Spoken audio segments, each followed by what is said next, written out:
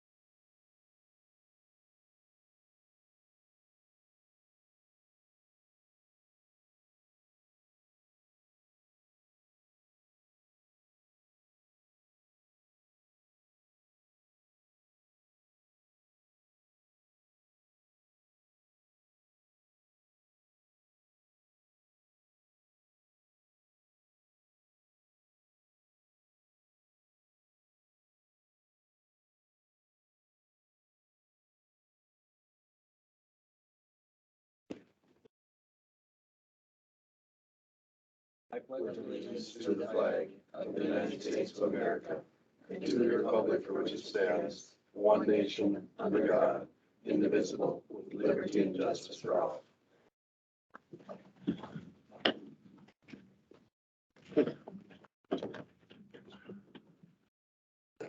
All right, the agenda under commissioners, we want to add discussion about the museum contribution. Also want to add the Buffalo Red Watershed. I want to discuss a possible resolution to take a position on their taxing. Right behind my iPad, and I had it on too, so. Anything else? Any changes? Okay, with those two additions, entertain a motion to approve the agenda. I'll make a motion. for the agenda. Motion by Dave, I'll second. second by Erica. Any discussion?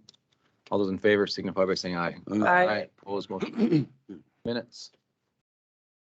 I got one. So page 1 of 4, where second line on by number 1 where it has my name in there versus Jepson and Meyer. I wasn't here. So It has you are also absent. yeah, I know. It's so my twin might have been here. I don't know. You were here in spirit. That was I the was, spirit yeah. award. Then on 3 of 4, land use and environmental services, number 2. On what page? Oh. Page 3 of 4, page 7, I guess on there. Yeah. My name's on there again, bottom there. Oh, yeah. So I don't know who made that motion. I think it was Barberg. And at that same number 2, just include that 140,000 was for setup, wasn't it? Was for the purchase and setup. Right. That same page on number 3 of 4, on number 6 under sheriff, it's a Burlington Northern Equipment Award, correct? Mm-hmm. No. That's all.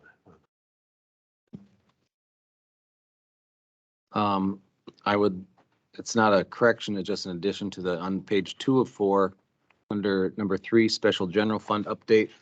The motion to pay 250 and then 47,000. I think we should clarify that was previously committed, and because it's not new Yeah, funds. yeah.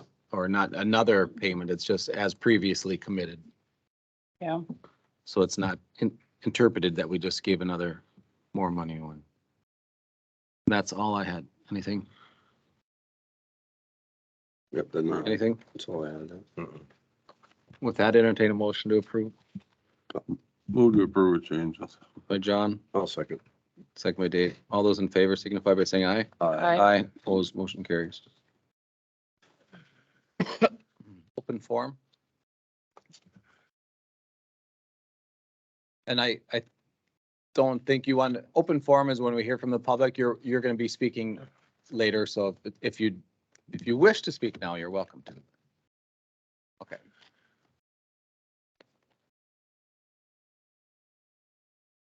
Okay, reports and correspondence.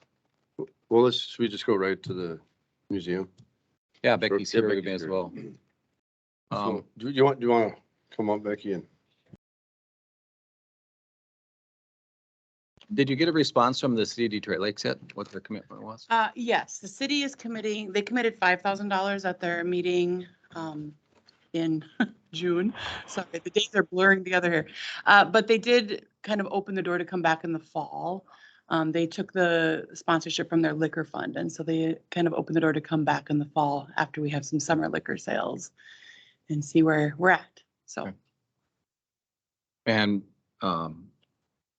Becky presented last meeting, so Yep. if you have any questions, otherwise we just need to make a decision if we want to make a financial contribution to the Da Vinci. Now, what were the dates that was coming into? September 17th to January 7th. So it's here quite a lengthy period. I was actually able to negotiate an extra month longer than what that would normally have been here for. I'd entertain not entertain, I'll make a motion to contribute $10,000 to the Da Vinci exhibit And have it come out of the special general fund.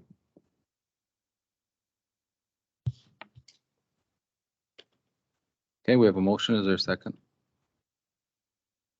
I'll second the motion. Yeah, I'm supportive of the spending some funds. I was thinking probably the 5,000 at this time.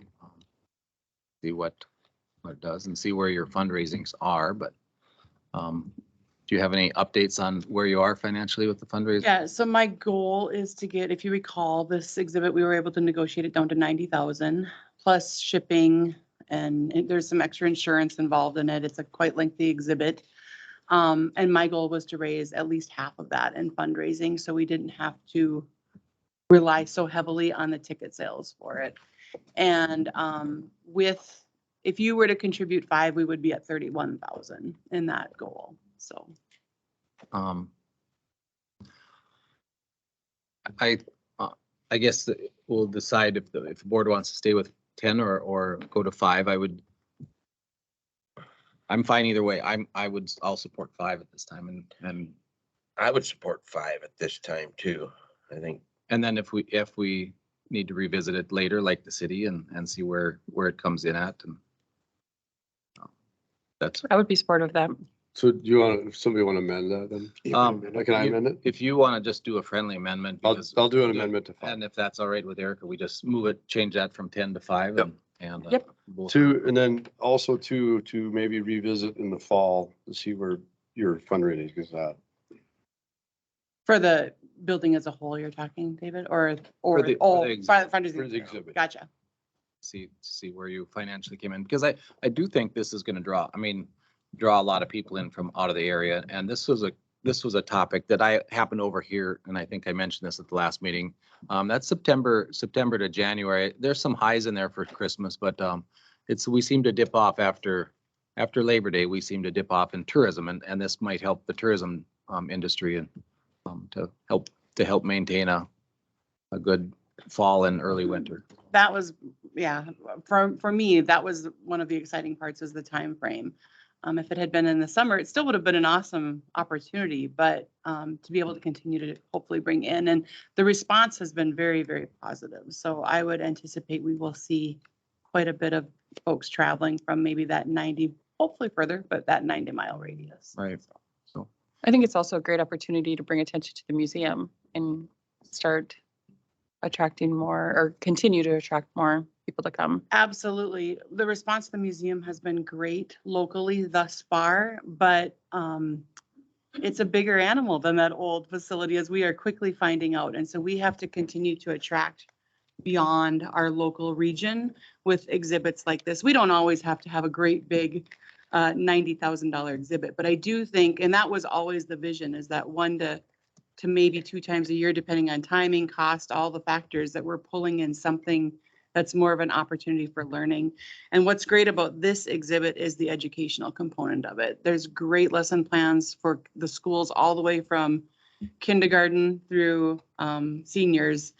And then just, of course, us adults are excited just because of the name, but it checks all of the boxes from a history standpoint, a science standpoint, and of course, art, and now being attached at the lobby level with the home theater. I think that's a great opportunity for both the entities as well.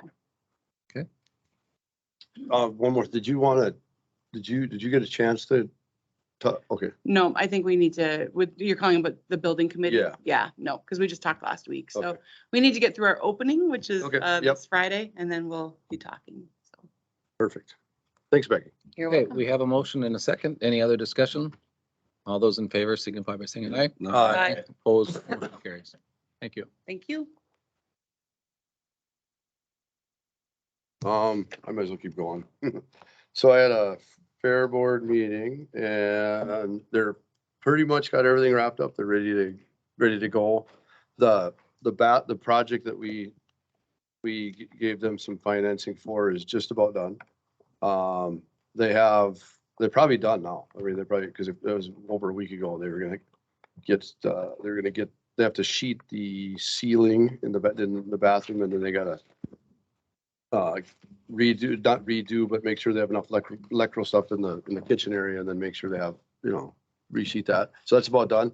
They're also putting some concrete in one of the barns. That's starting on Monday. And then, they're going to need help with garbage removal during the fair, because Steve Joy and his STS guys used to do that. So I don't know, is there any update on him and how, or him getting any help or? Got one seasonal person supposed to be helping them. Okay. So maybe he can still do it, maybe possibly. They probably won't be able to mow. Then the other thing is the problem with mowing the grass too. They've been doing that the last couple times, but they just don't have the equipment. They gotta bring their own equipment from home or yeah. Steve, That's something the city could do. That was my next question. Can we get a hold of the city and maybe get them to mow the fairgrounds?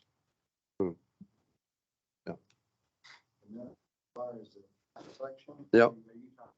The big barrels that after every morning for 4 days to empty those. Cause there, especially when there's a derby or an event in the arena, there's a lot of trash. Yeah.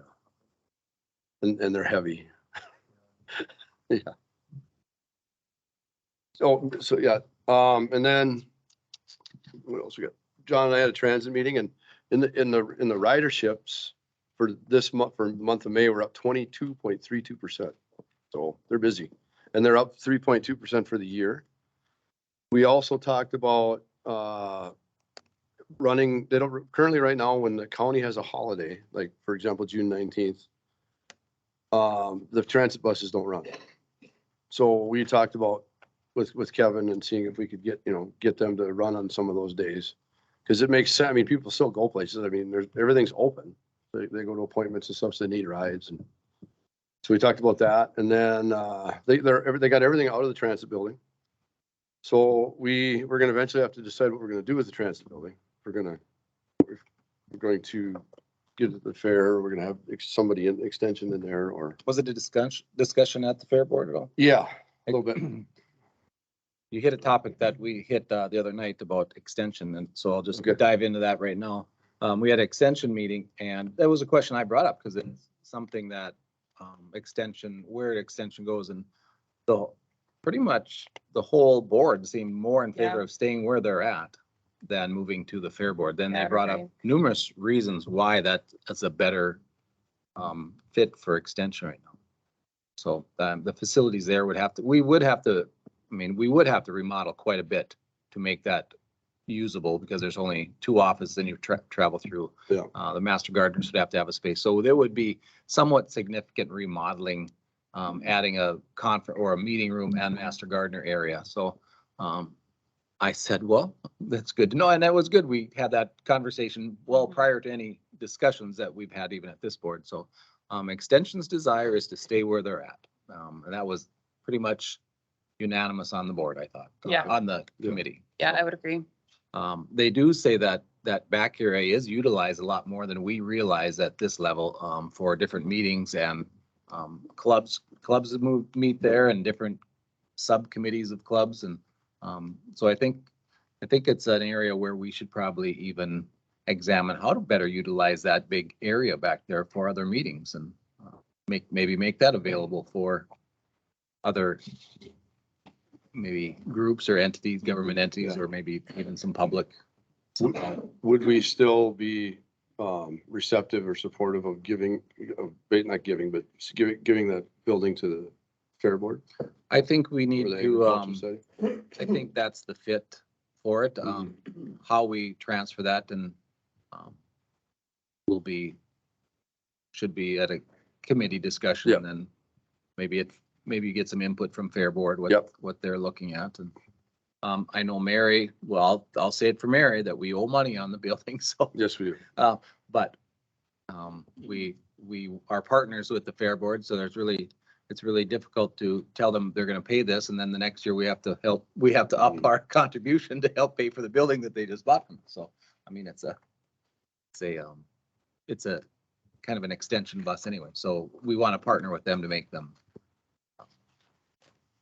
Okay. I don't know. I don't know what usage that we need or what, Yeah, I think we need. What to- else could we go Yeah, over?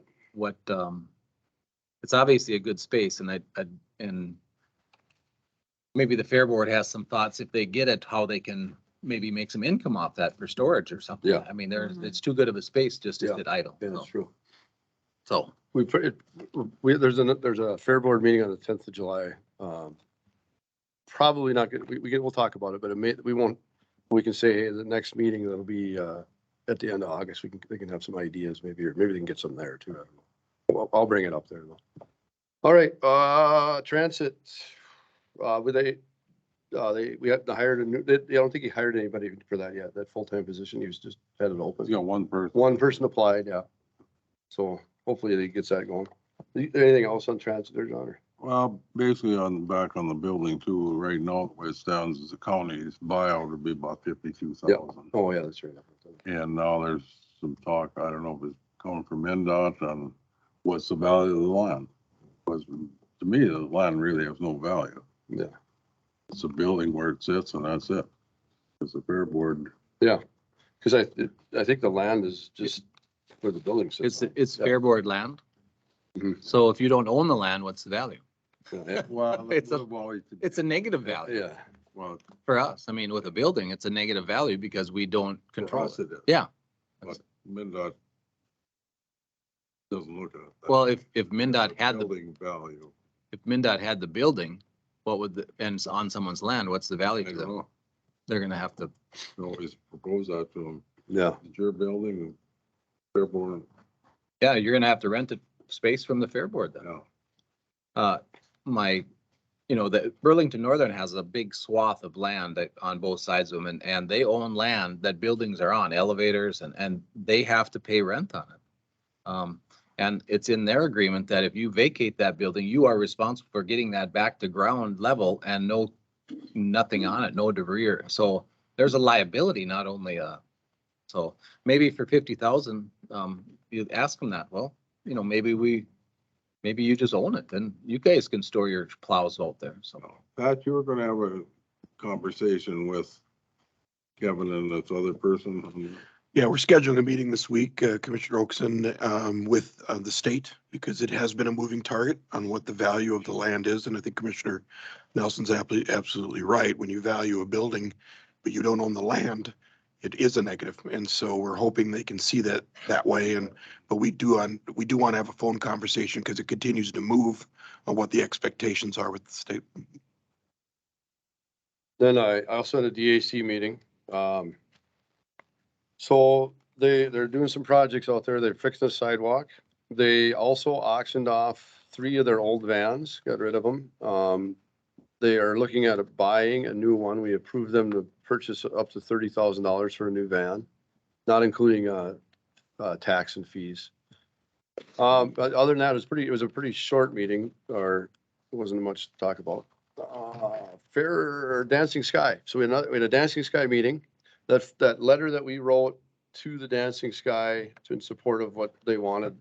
They haven't made that decision yet. The state has not, or that Board of Aging from the state hasn't made that decision how they're going to distribute the funds yet. But it should be, they might have made it by now because this meeting was a couple weeks ago. But they're hoping that will turn out in their favor. Otherwise, they're going to have to find some monies. We also matched some funds for them through the county. So the increase is going to be $206 that they're going to request. And then so the matching fund is 7,591.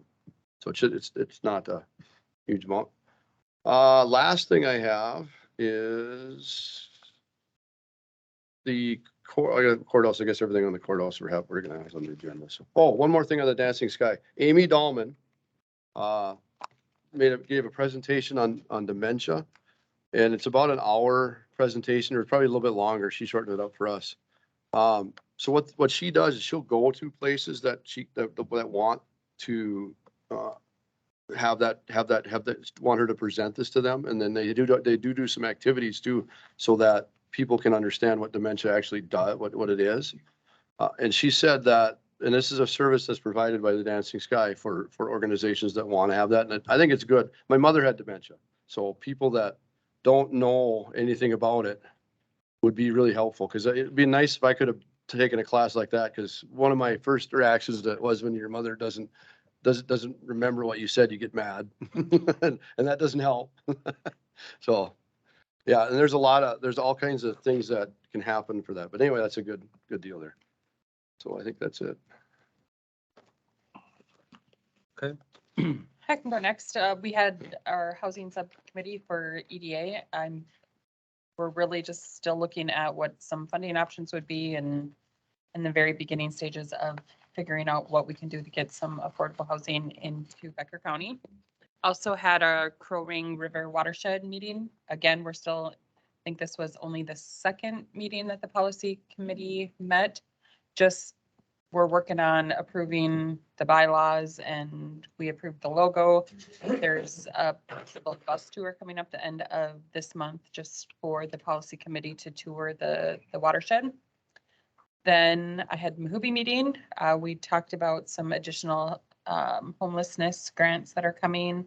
They sounds like they haven't closed on it, but we'll be closing on it sometime in July.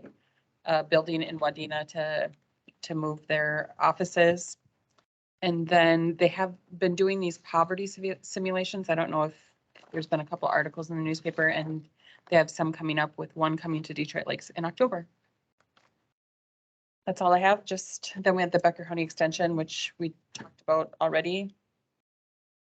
So that's all I have. Yeah, and Kevin Olson brought up the livestock auction, how successful we are in Becker County. One thing with the fair, I just got my postcard to be a server at the 4-H building, and usually we're asked to help with the Senior Citizen Day, and some legislators usually are there that speak, and then we serve pie and ice cream right after that. So that's when I always put my name down to help serve pie and ice cream for that, and it's a good crowd usually, and Usually you're spending other commissioners' monies at the auction too, and maybe that's why it does so. that's Saturday morning when you leave me a blank check. I'm just saying, you always make it there and you always. You set the bar pretty hard. Well, I know it. I'm still in trouble for that, so. He was the top bidder on the highest bidder of the day was Richard on the first year you came. Really? Yeah. Okay, I didn't know that. I'm just kidding. He bid it up though. It's like, yeah. Last year, did you give me money last year? Yeah, Larry. you bought me a chicken or Yeah. something. I don't know what. Well, the prices are so good. Commissioners are down to chickens and bunnies. We can't afford the steers and Right. not even the pigs and the sheep. I don't know if it'd fit in my truck. Yeah. Well, you don't get anything.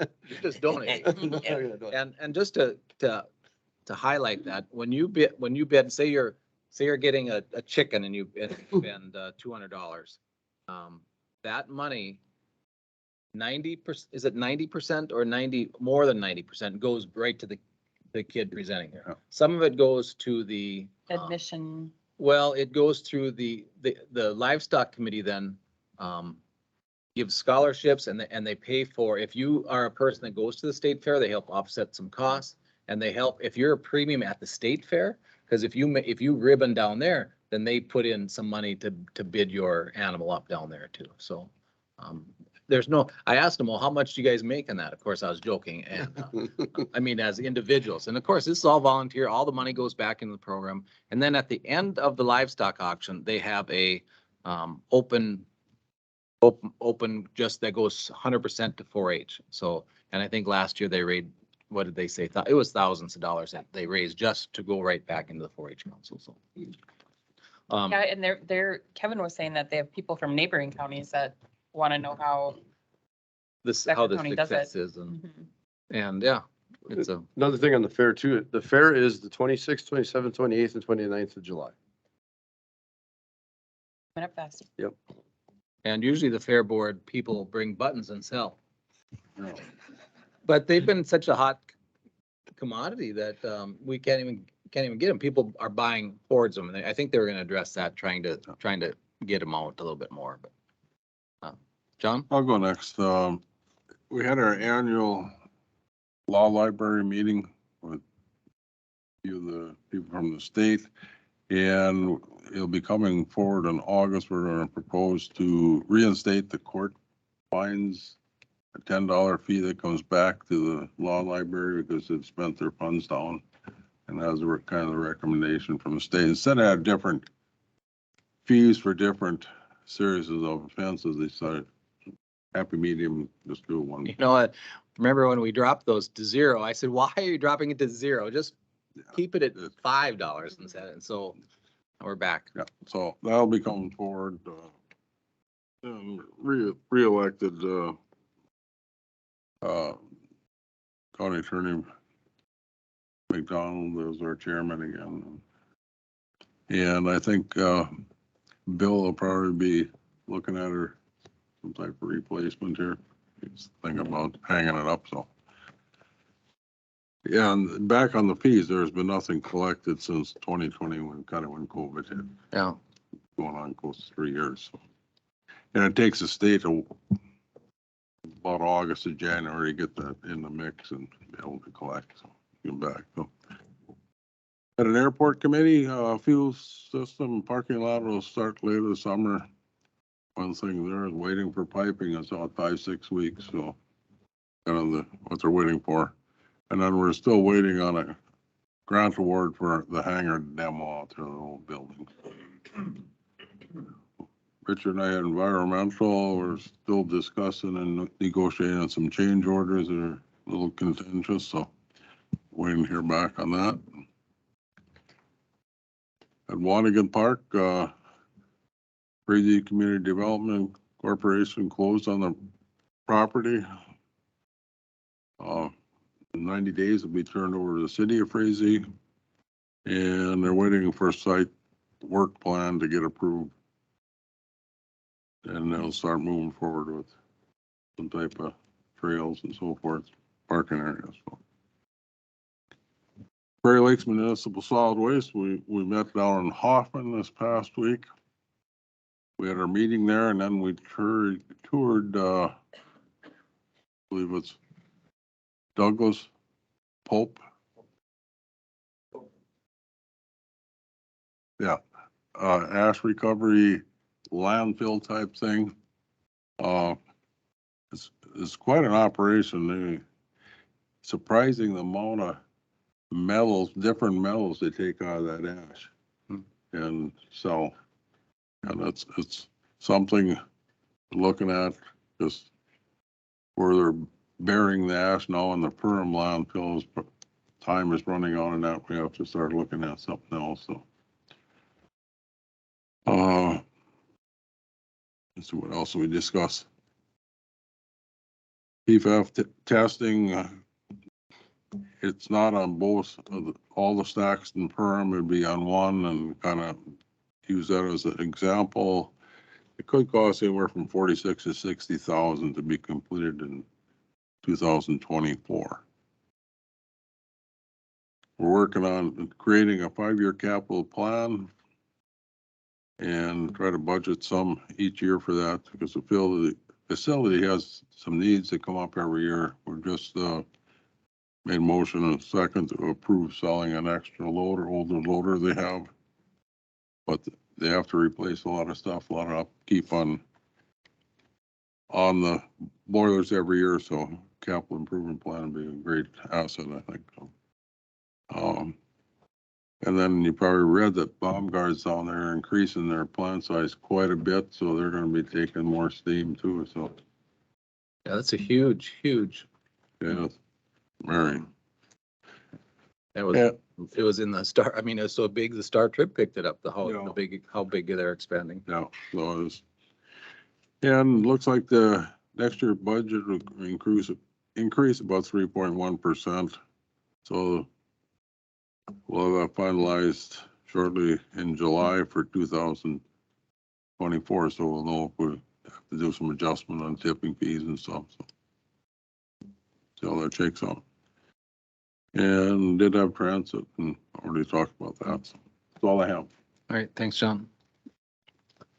I was just gonna add to that environmental, John, we got some new laws too about covering our our, Oh, uh, sites.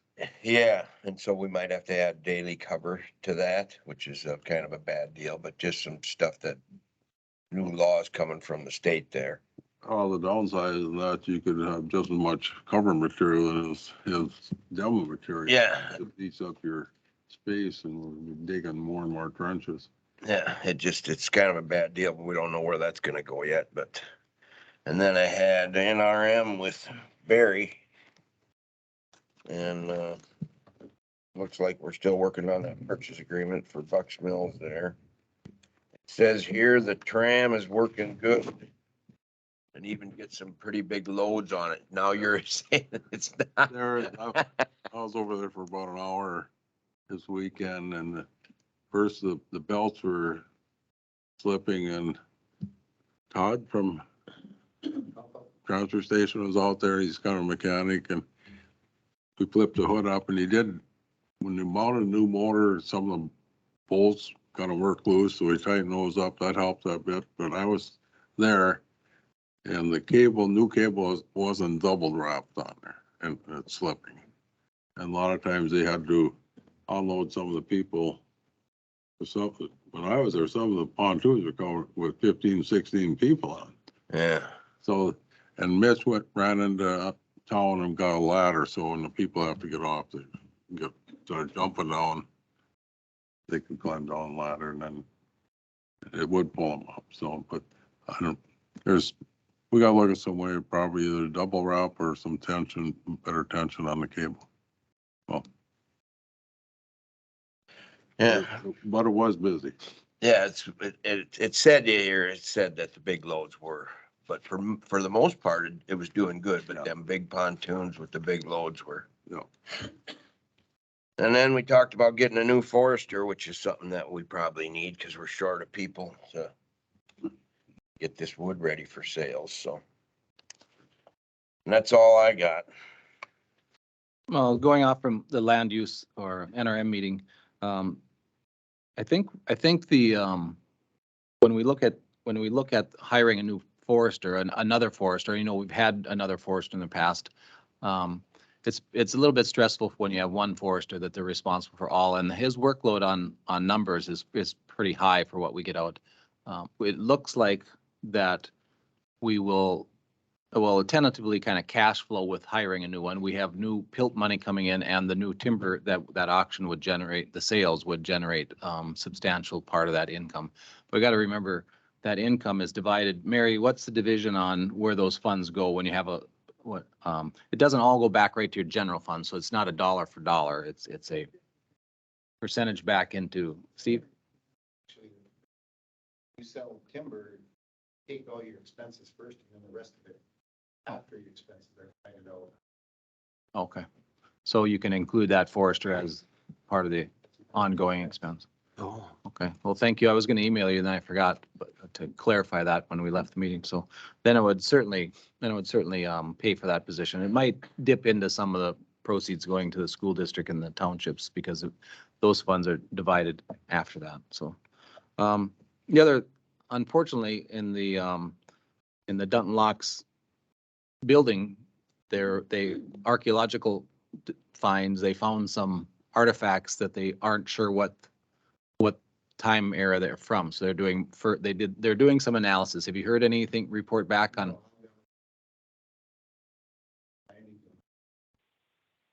Hopefully they won't. So, but if we look at worst case scenario, worst case scenario, we'll have to build in the same spot and utilize that footprint. I mean, to get this, because we have grant money that we have to utilize. So, which wouldn't be the worst thing, but we have a nice design and a nice spot that the nice thing of it, I think, is the new spot, we would still be able to use the old one until we finish that. And then that will be what it will be. We were really looking at EDA. So we were looking at the EDA should be responsible for some of the Heartland Trail stuff. And I think this discussion needs to happen at board because Mitch is saying I'm not, haven't been involved in that. And Guy used to write all the grants and pursue that. So I guess, I don't know, I think the board should kind of say where the Heartland Trail should fall under, kind of who's the point person. And I think maybe EDA, there's so much grant writing and coordinating with highway and NRM, so. But if the board has any opinion on that, I think we should do that. I agree with that. I think that the EDA can work on the grant, mainly the grant writing part. Yeah. Jim Olson does quite a bit, but then when it comes to actual Yeah. applying for new grant, should have someone in Cody. The same way, like to see a little help once in a while if the Wanigan Park or City of Frazee needs somebody to help apply for some grants there too. I know you sat in on the last meeting and listened, so.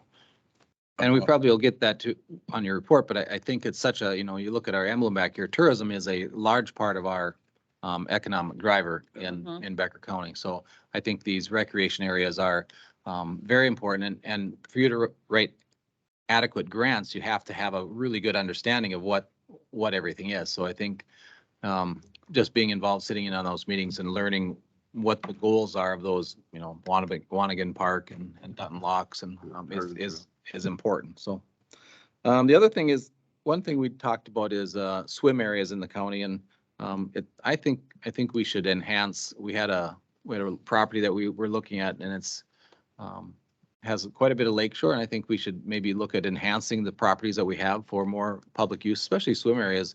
If you're not fortunate enough to have a relative that has a lake property, or that where do you go? You look for public swim areas, and I think 4th of July just shows you how much people are drawn to the lake. So I think if we have those, we should look at trying to enhance those. And we have out at, now we found out we own the one out on Osage. I think we enhance that, and I don't think we can do a lot there, but we need to look at maybe purchasing some adjoining property and putting bathrooms up on the flat or change area. So that was another discussion. Just to add that, Barry, that Eagle Lake Park area is kind of in a holding pattern because there's some issues with property lines and stuff. And I'd hate to see that area go back to some private. We mentioned that too, and at the meeting, and is there a purchase agreement on that? But they want to keep the access area public? The access, and I don't know if it's a lake association in form, but it's a lake people or however they're coming up with the funds.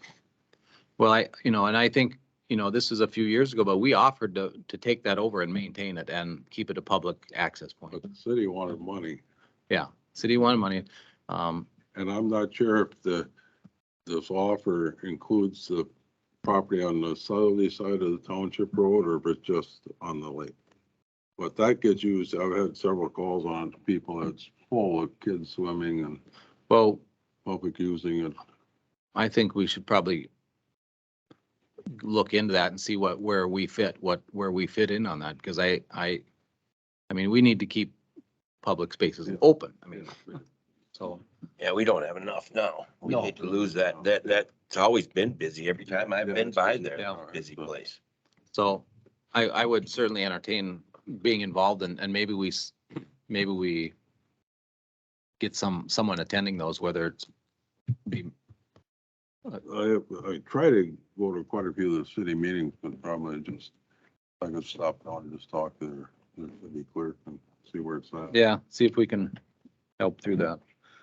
And then I was also at the extension, we talked about that, Lakeland Mental Health. They're going to be asking for a 0% increase again, so that was good news. They are working on the Moorhead Building, Phase 1 addition and storage is nearing its completion about October 1st.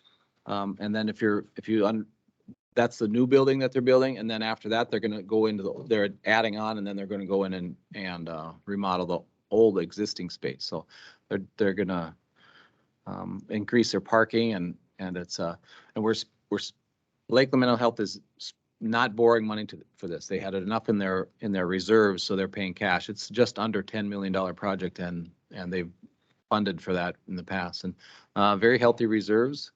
So that was good news. We had. What else into there? Oh, the employee recognition program is called Nectar. That's something that I would like to investigate, neither Nectar or other programs, and I don't know if that's been looked at all. At Sunnyside, they had their state survey and they did very well. And the fire marshal was also out there at the same time, and there was no changes or there was no violations in that, and a few minor ones in the state survey for nursing, which they always find something because that's their job and they're there for 3 days. They better find something to write down. So congratulations to the staff again. We had courthouse and the things I think are all They're all on the agenda. on the agenda except, yeah, I think that's good. So any other reports? I got one more. The museum grand opening is Friday, the 7th this week from 4 to 6. So, Okay. and they pretty much, they have pretty much everything ready to roll. I think the upstairs is done, the downstairs area won't have as much exhibit stuff in it because they're not going to put up a lot of stuff because the Da Vinci exhibit is coming in September. So they're not gonna, so the main exhibit area won't be full, but there'll be stuff in there but yeah. I put on a discussion about the public hearing for Buffalo Red Watershed. They're having a public hearing to establish a Hay Creek Water Management District for Stinking Lake. If you're familiar with Stinking Lake, it's north and a little bit west of Lake Park. They're proposing a $35,000 annual assessment to those property owners. And it says could be applied on an annual basis to help with project maintenance and future board ordered projects that benefit the Hay Creek watershed. So the cost would be $1 to $2.58 per acre. I would asking the board, do we have to me, this is, Hay Creek is a flood control project. And I don't know, it sets a bad precedent for me when you have a flood control project and you're making that district pay for maintenance on it alone. It will be an incentive not to have flood control projects in any of these sub watersheds if you're going to make that watershed be responsible for it. Now I have property in that, so I'm very familiar with the watershed. I have sediment control bases on all my property, so I've done a lot of work, and that benefits me because there's tiling underneath, but it also benefits the watershed. It holds the water back for a period of, depending upon the rain event or spring event, 4 to 48 hours, and slow releases it through tile rather than going overland. So it's a positive for the farmer and for the. So I don't know if those type of projects go to the landowners are probably better suited to be watershed driven, but in the past they've been, in that sub watershed. But it really concerns me if you start piling on a $35,000 charge annually into perpetual, that now you are taking this money in this watershed, giving it back to them, plus you're being taxed the regular amount, and that's giving to all the other sub watershed districts in the area. So I have a real uneasy feeling about it. Now, if there was a project to get a specific project, then that's what I feel. This for ongoing maintenance and for ongoing, I don't know how you tax your specific sub watershed. And this is the first one they've done. Is Matson Slough, are they going to all be paying for all the maintenance? It's $2.58 an acre is a big charge just for an add-on for something that you benefit nothing from, except for the overall betterment of the watershed and the bigger watershed. So I'm wondering if the board would be interested in sending a resolution of not support of this and stating those concerns. But again, I don't know what anyone's feelings of that would be either. So I'm asking for it. Is the board interested in sending a resolution stating that we are not supportive of this this fee for this subwatershed to maintain a project that benefits the whole watershed? Yeah, I'd agree with that. Yeah, I would, good with that too. Cause if this goes through, they could start tacking on Yeah, they could, the other, that would sub watershed districts in the Buffalo Red, so. I mean, $2.58 an acre, just as another add-on. yeah. Didn't mean, you that- just get back from Iceland? That was a exploratory trip benefiting the county, so don't, Outstate travel. but. No, that's not fair. Well, It needs to be I mean, I fair don't- and that's not fair. I don't have a problem if every watershed, if every sub-watershed in the district has a fee, similar fee to maintain projects or promote projects within there, but to isolate one is very concerning. It will, for the future retention areas, who was gonna want any type of water retention in their sub-watershed if you're gonna charge me another $2.58 an acre to benefit everyone else? I Gotta mean, go downstream. yeah. Yeah. And everything, yeah, I- all my I land. agree. So, if we could draft that up and authorize, if, a motion to authorize that wordage in a resolution form. I'll move to do that, Motion by Dave to draft a letter in non-support. non-support of adding $2.58 an acre. I would say in non-support of the sub-watershed So, yeah, for maintenance of flood control project. I, or worded so to not in favor of it supporting everybody else. That kind of thing. That makes sense. okay, we have a motion on the floor to be in non-support of the Hay Creek Watershed Management District for Stinking Lake. For the reasons in the following would be, I mean, I'm paraphrasing, so Yeah, if you yeah. want, No.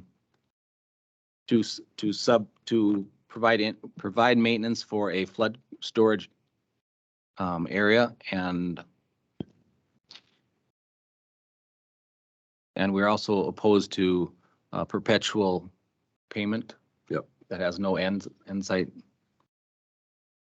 I think we just have to, is there a second? I'll second, just for discussion. I think we need to not state specifically, because if they want to put that money back into the watershed, I mean, but there are some pros to that, but if there's a established project that you're gonna now make that, it will serve as a detriment or as a non-incentive for anyone to want to do any water retention projects or flood control projects. And that's not the goal. Flood control is for everyone downstream, not just people.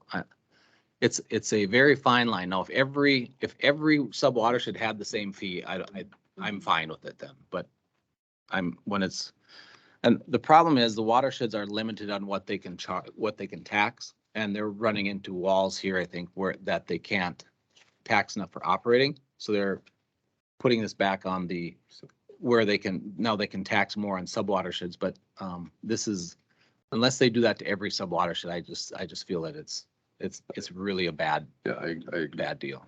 So, with that, if you allow a little bit of flexibility for the motion maker and seconder to write that resolution or authorize it. I would. We're not gonna go crazy on it. No, I'll just amend to say that if we can have some flexibility to expand. So and we'll send that out before. Yeah. The meeting's next Monday, I think. So we've got a week or 5 days to write it. And so if we give us a little leeway, we'll get that writing to you. So you see it, it's not crazy. It's just not supportive of a expansion of their taxing authority and that watershed for flood control, basically. All right, all those in favor signify by saying aye. Aye. Opposed, motion carries.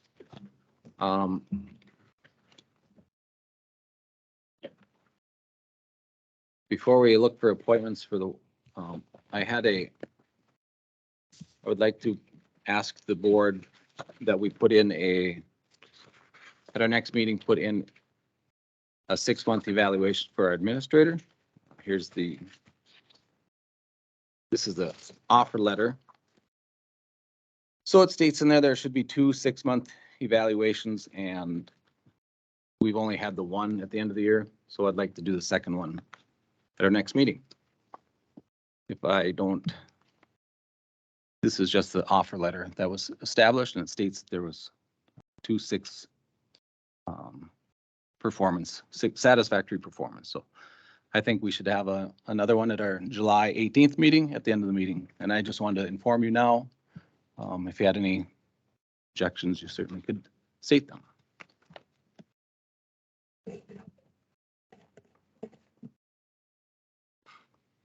Nothing, we will. So Go- I have go to the something to record. say on it. This is news to me, Commissioner Nelson. So you guys did an annual review at a 1-year annual review at the end of the year per the agreement. You guys can do reviews anytime that you want. But we're on schedule to do an annual review each year in correspondence to the county personnel policies. So I just want the board to keep that in mind. The next review that's scheduled for myself would be the end of this year. If you feel you need to do another one, have at it. But the agreement's been followed, and I think this letter here is fairly outdated with regard, and I haven't seen it, of course, but I was scanning it. It's fairly out of date with regards to the where the steps are and things like that, and what's been approved at the last review. So I think there needs to be a little bit more discussion about this. Again, haven't seen this. This hasn't been brought to my attention. I expect Human Resources probably isn't aware of it either. So I would expect that you should have some discussion before you make a motion like that. My understanding was we're on a yearly evaluation. What was our other one? What was Mike Breathhorse on, yearly? If you guys ever did them, I know No. but certainly mine is annual. Well, I'm proposing that we have another performance evaluation. That's why I brought it here. It's not on today's agenda. I just put this out there.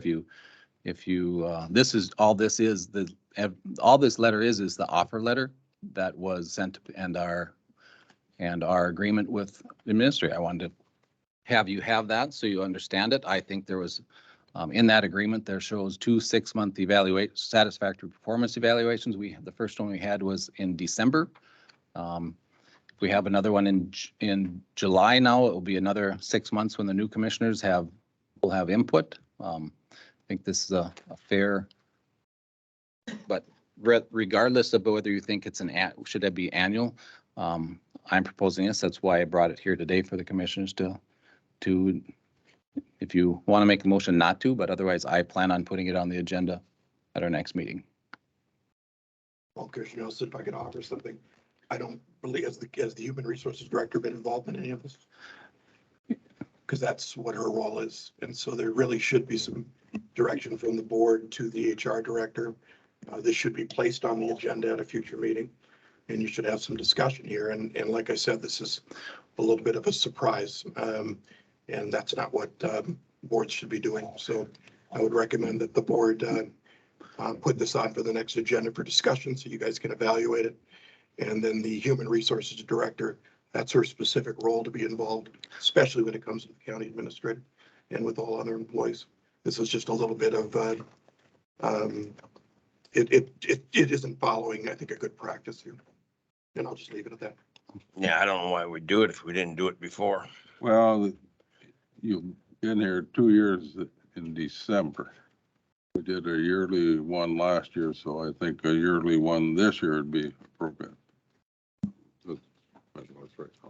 Yeah, I don't see any need for doing it twice a year. But Well, If we were on a 6-month, that should have started back in June of 22. Right? And then the follow-up at December. June of When's yes, we were supposed to have a 6-month and that never happened till December. Just got pushed down the road. And then we- So then a second satisfactory performance should be performed according to this agreement, and that's timeline now is 6 months after our last one, so I thought it would be a very prudent exercise, and I think this would be a, but this board is directing, and I certainly will listen to the majority. I think we should have it. The majority says, don't put it on the agenda. And that's what we should do. But I don't know if you want to, that's why we made a motion to put it on the agenda. We could certainly wait and table it or go it on December. Well, Commissioner Nelson, you should have. I think you should be acknowledged by the board chair before you speak. So if you want to speak, please acknowledge, and you're not recognized. You're not recognized. Recognized, but I will address the board then. You're not recognized. We're in The fact discussion. is, the Human Resources Director should be involved in this. And so this. You're not recognized. uh, Point of order. I can speak to the board. Point of order. Now, so. I think it should be on the yearly basis like we. I think it should be too. I think this is a special deal between you and him, and I think he's been doing a good job. We don't talk about Well, jobs right now. This is well, not a then job you performance. brought this up and nobody else knew about it, and you've been doing a lot of stuff. You've done other stuff that nobody else knew about. And Now you're- I don't now know you're why we expanding the start discussion. looking over him twice a year when we didn't look over the last guys twice a year. Where if you want to pick on him, just say, hey, I want to pick on this guy, and that's what you're doing. And I don't want to pick on him. He's doing a really good job. I'm proposing a So, review at our next meeting. And I brought it to this meeting if the board is not interested, we won't. But if the board is interested, then we will.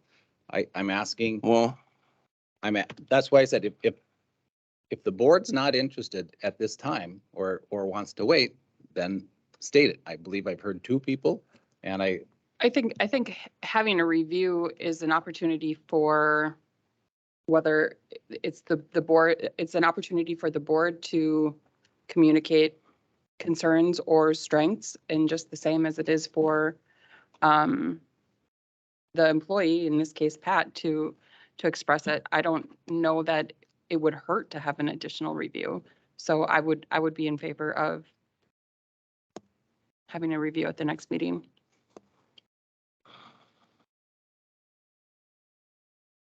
I think it's good to have reviews and I think that, would you prefer we just put it on the agenda for discussion to have another review? Or would you, I mean, it's really not, What would be the I don't know, purpose of having the discussion of having another review? putting something on the agenda. I mean, I think that's what we're doing now, is having the discussion.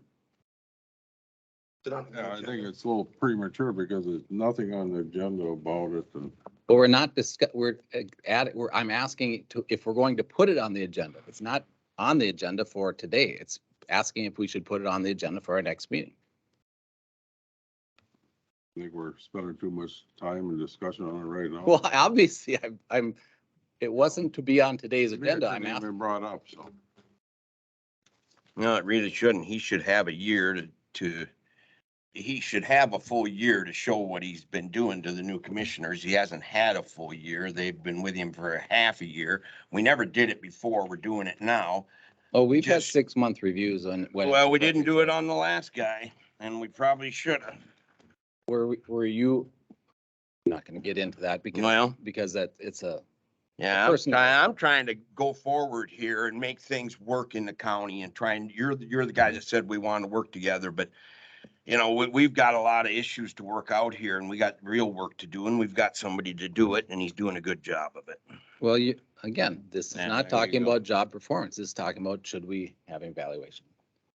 If the majority of the board wishes it to be pushed back, No, we can go ahead and waste time on evaluations and start fights instead of working for the county. We can either do our job, work for the county, okay. or we can fight about it. I don't know. I guess you want to fight about it. So that's fine. We can fight about it. I didn't want to fight anymore, I but don't think anybody's fighting. I think we're just having a discussion. right. Yeah, we are. We're having a discussion about picking on Pat. I don't think anybody is. That's what we're doing. Picking on So- anybody. Okay. Well, Do we need a motion or do we? Well,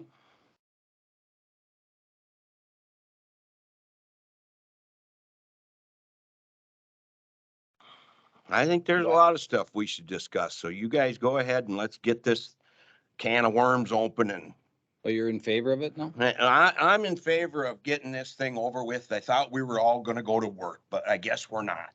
I guess you don't want to work. So if you wanna open a big cans of worm here and start a big fight, let's get everything out in the open. Let's get it all out in the open, not just part of it. So if you want to do this, you go ahead. I'm against it, but then I'll start working. I've got other things to do. I got a busy summer ahead of me, but if I got to start working to protect my county again, I will go wide open at it. I will leave everything else just sit. And so that's where I'm at. If you want to open this thing up and cause a bunch of trouble, or do you want to work for the county? Which one do you want to do? I just want to keep working. I'm tired of all this crap. Okay. Do you have anything you want to, I mean, would you prefer waiting for a while or would you prefer? Certainly it's easier to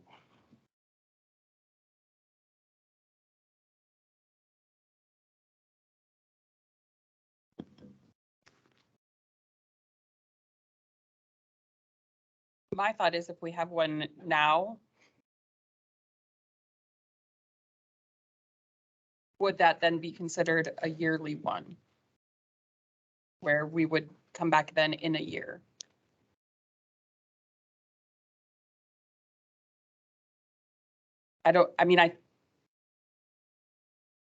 well, I guess- I don't understand what I think the we big need- issue is, whether we have it or we don't have it. Well, haven't normally been doing it. We're doing it now. Mr. Well- Nelson brought this up now because Well- of his own issues. And so that's what we're doing. That's why it's not a yearly one. Everybody should have a year. Why wouldn't you have a year? Why wouldn't he have a year to prove himself to you guys? I think that's really fair. A year is very fair. But it's what all you guys want. Well- If you guys all want to start digging through each other's stuff and going, then let's find out who's doing what. And Oh my God, Richard.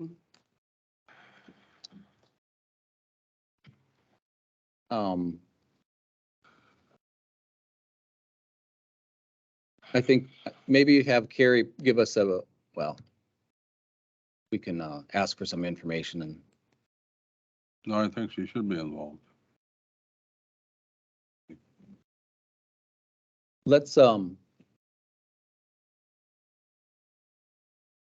obviously I wanted board feedback. on it. I would be not against having six-month reviews. I don't think that's bad, and I'm not against a yearly review either, but I would be in favor We're of. gonna start 6-month review with all their employees. Well, that's, Yeah. see, that's. that's why would we do it different with him? Tell me that. No, Nate. no, Why should he be different? And that's why I'm kind of torn, is what we're gonna. Well, it's just fair and what's right. And why should he be different than anybody else? That's why I'm saying this. And if you guys want to pick him out and make something different about him, go ahead. Well, it certainly states that in the offer letter, and it certainly reflects pay increases for that when you have those. So let's just, I will put this on the back burner for next meeting, and Carrie can provide us where some of those steps are, and we can look at it. If you don't want to consider the 6 month on the thing, we can wait till. So with that, we'll move on for Recreation Advisory Committee appointments. One thing I was going to ask is that we stagger those appointments instead of having them all under one end date.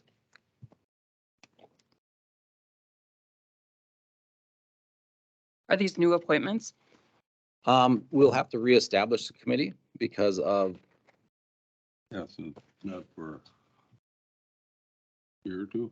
yeah, 7, so that's a 4-year. So do we make some of these 2-year then? Steve? They're, originally, the bylaws say they're 4-year terms. But I guess most of them are all up right now. Yeah. Right, No. because of the non-appointment. No. Did you get this one with, it says on the bottom of the amendment part? Or an alternate term? So if we appointed these, some of them would be 2 years, some 3 years, and some 4 years. Okay. So that would start splitting up, so you have a rotating. Right, the start date would be now, but, Yeah. so you have that, those sheets? A different one than we got this morning. I think it's the same. I think it's, I think it's the same. it's the same, yeah. And they all have 20, they all have the same start and end We date. approved it based on the alternate. We have this already. Yeah, they get different end dates. So is there like a, what are our end dates? Like, would District 1 be 2 years, District 2, 3, something like that? That's what it is. So if you look on here, it says alternate term. So the first proposal was to have it for 4 years instead of, for District 1, it'd be 2 years. Oh, I'm on the wrong sheet, sorry. So on and so forth. There we go. That's I looking, didn't try to. Yeah. I got it. I was looking at the wrong sheet. Yeah. The Sorry. one on the packet doesn't have the. Yeah. There was a Staggered. handout this morning that's got it here. Only other thing that the board, if the board approves that, they would also need somebody for District 5. Yeah, I see and that. 2 commissioners. So if we don't have anybody for District 5? That's my district. Is that yours? I will Fine, sorry. find, That will come back at a later date. Okay. it can still be, moving forward with this. I, Would be open to staggering them. I think Yeah, I it would makes too. sense. I think that you have that there, so, Mhm. entertain a motion to appoint those 4 that are, oh wait, we have 2. There's 4, 5, 6 total ones, and they are staggered, so. Yep. Karen Malari, Paige Perry, Hank Ledke, Del Bergseth, Mark Knudsen, and Phil Hansen. Entertain a motion to appoint those to the RAC committee with those staggered dates. Motion by John, I'll second. second by Erica. All those in favor signify by saying aye. aye. Aye, opposed, motion carries. RAC committee commissioners. In the past, wasn't it NRM who that's not on, or was it? No, I think Ben wanted to be on it, so it was Ben and Larry. Yeah, So, that's right. if anyone has a real strong interest in doing it, Does this meet monthly or quarterly? Or just whenever, Well- whenever needed? it has met not very often, but Sure, it, bylaws, it says to meet monthly. Something. Change that. if possible. Or if the board itself to say, RAC committee, I should say, decides to meet. As of right in the bylaw. So what happened was we started meeting like that. First started, and it got to be probably every other month. And then 6 times a year, and then COVID hit, and we didn't have big, you know, 2 people that ran it, and they back quite some time, so we didn't have it. Now it's so monthly when it's active. Yeah. When Wanigan Park comes along, it might meet more often. Yep. When, if there's other specific area projects that might, consume some more time, so. Is anybody interested in being on that? Yeah, I haven't, if I can be on it, I don't Yeah. need to be. Being Wanigan Park and Yeah. Heartland Trail. Heartland Trail, I'm on the Heartland Trail once, that's. I could be on it too. It's up to for discussion, so John and. I Dave, would, are you do interested? it unless somebody really wants to. But I'm on the Heartland Trail Committee with John, and that would be a fit for this too. Yeah, and as we move from area to area, the Heartland Trail, it's such a slow moving Yeah, process yeah, that it'll be years before we, Yeah, it'll be quite a while. so, is that okay, John and Dave? I ain't no problem with it. Okay, entertain a motion to appoint John Okeson and Dave Meyer to the Recreation Advisory Committee. I'll make a motion to appoint them. Is there a second? I'll second. All those in favor signify by saying aye. Aye. Opposed, motion carries. All right, before we move on, I'm, for the heated discussion, I'm going to not put this on the 6 month. I will talk to Carrie to try to clarify where we are at the steps with Pat and we'll make sure we're appropriately there, if that's reasonable. I thought it would be a good process, but anyway. We'll move on to Cody. Commissioner or Administrator, is that, I have a report, Commissioner Nelson.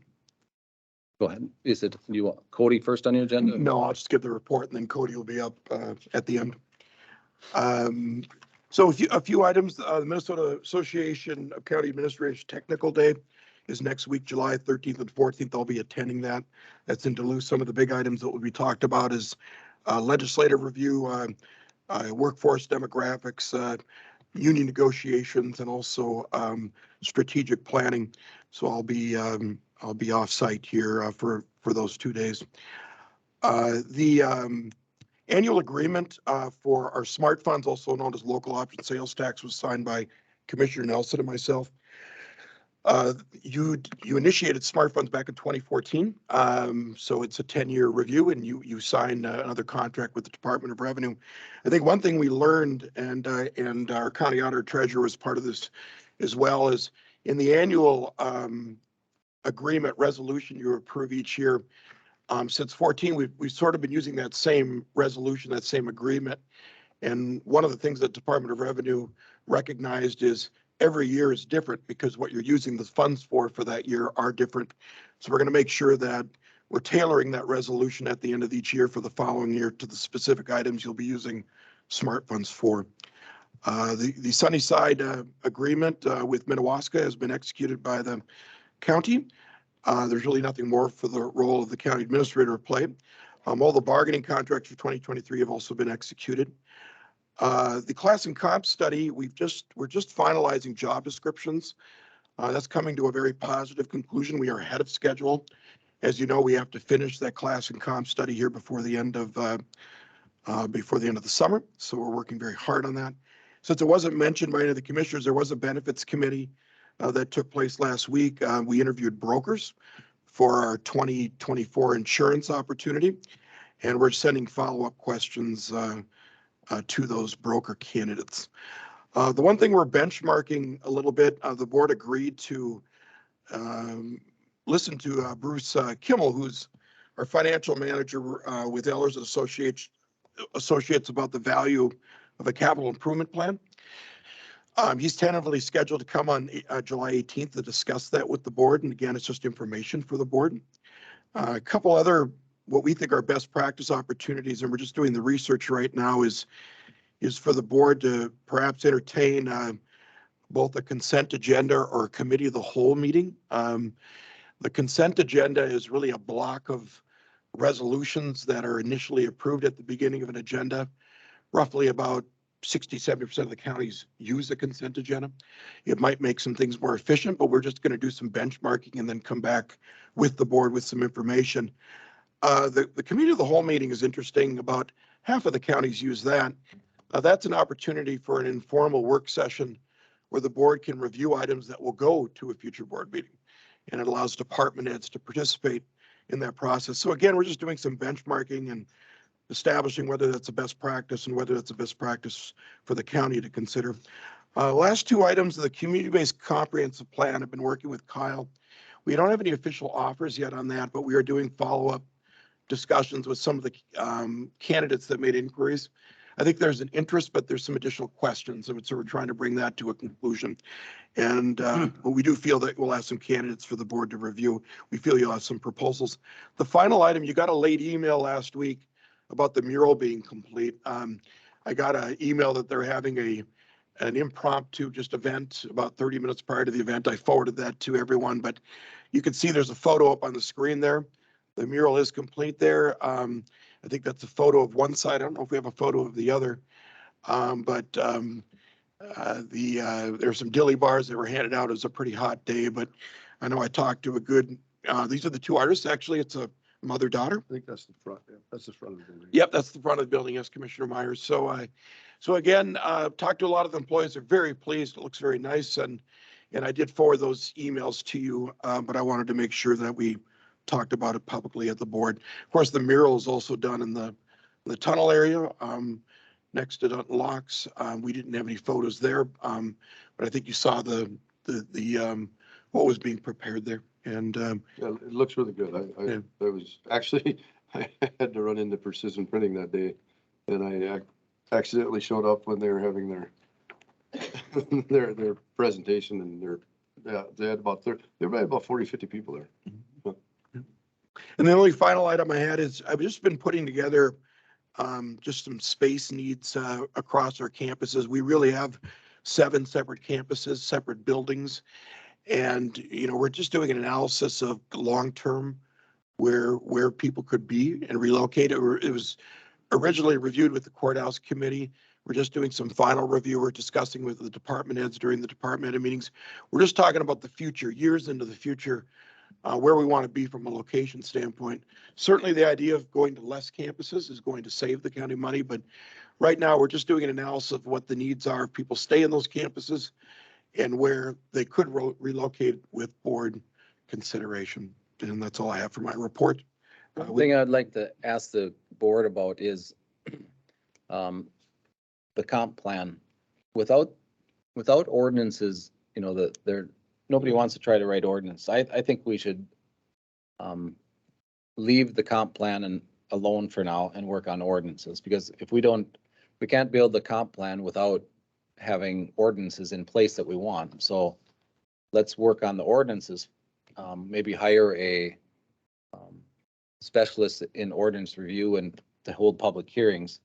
And then if we change ordinances or add ordinances, then we look at a comp. I mean, then you can consider a comp plan, but I don't know that a comp plan is going to do us any good if we don't, Isn't a comp plan updating our zoning?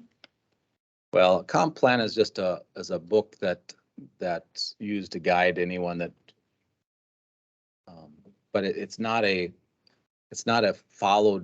real,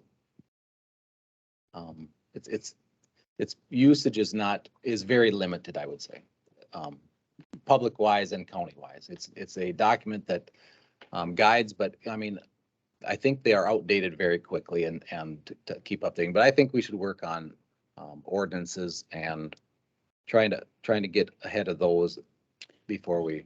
What would be the purpose of that? Of Because, doing the zoning?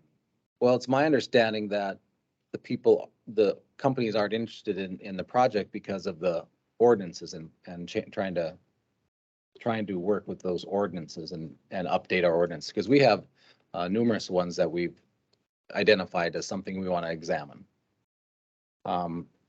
Just the Yeah, I just got a question. Is that the number one reason why we haven't had anybody really make a bid? that's what I've been. I don't know. Can I offer something? Yeah.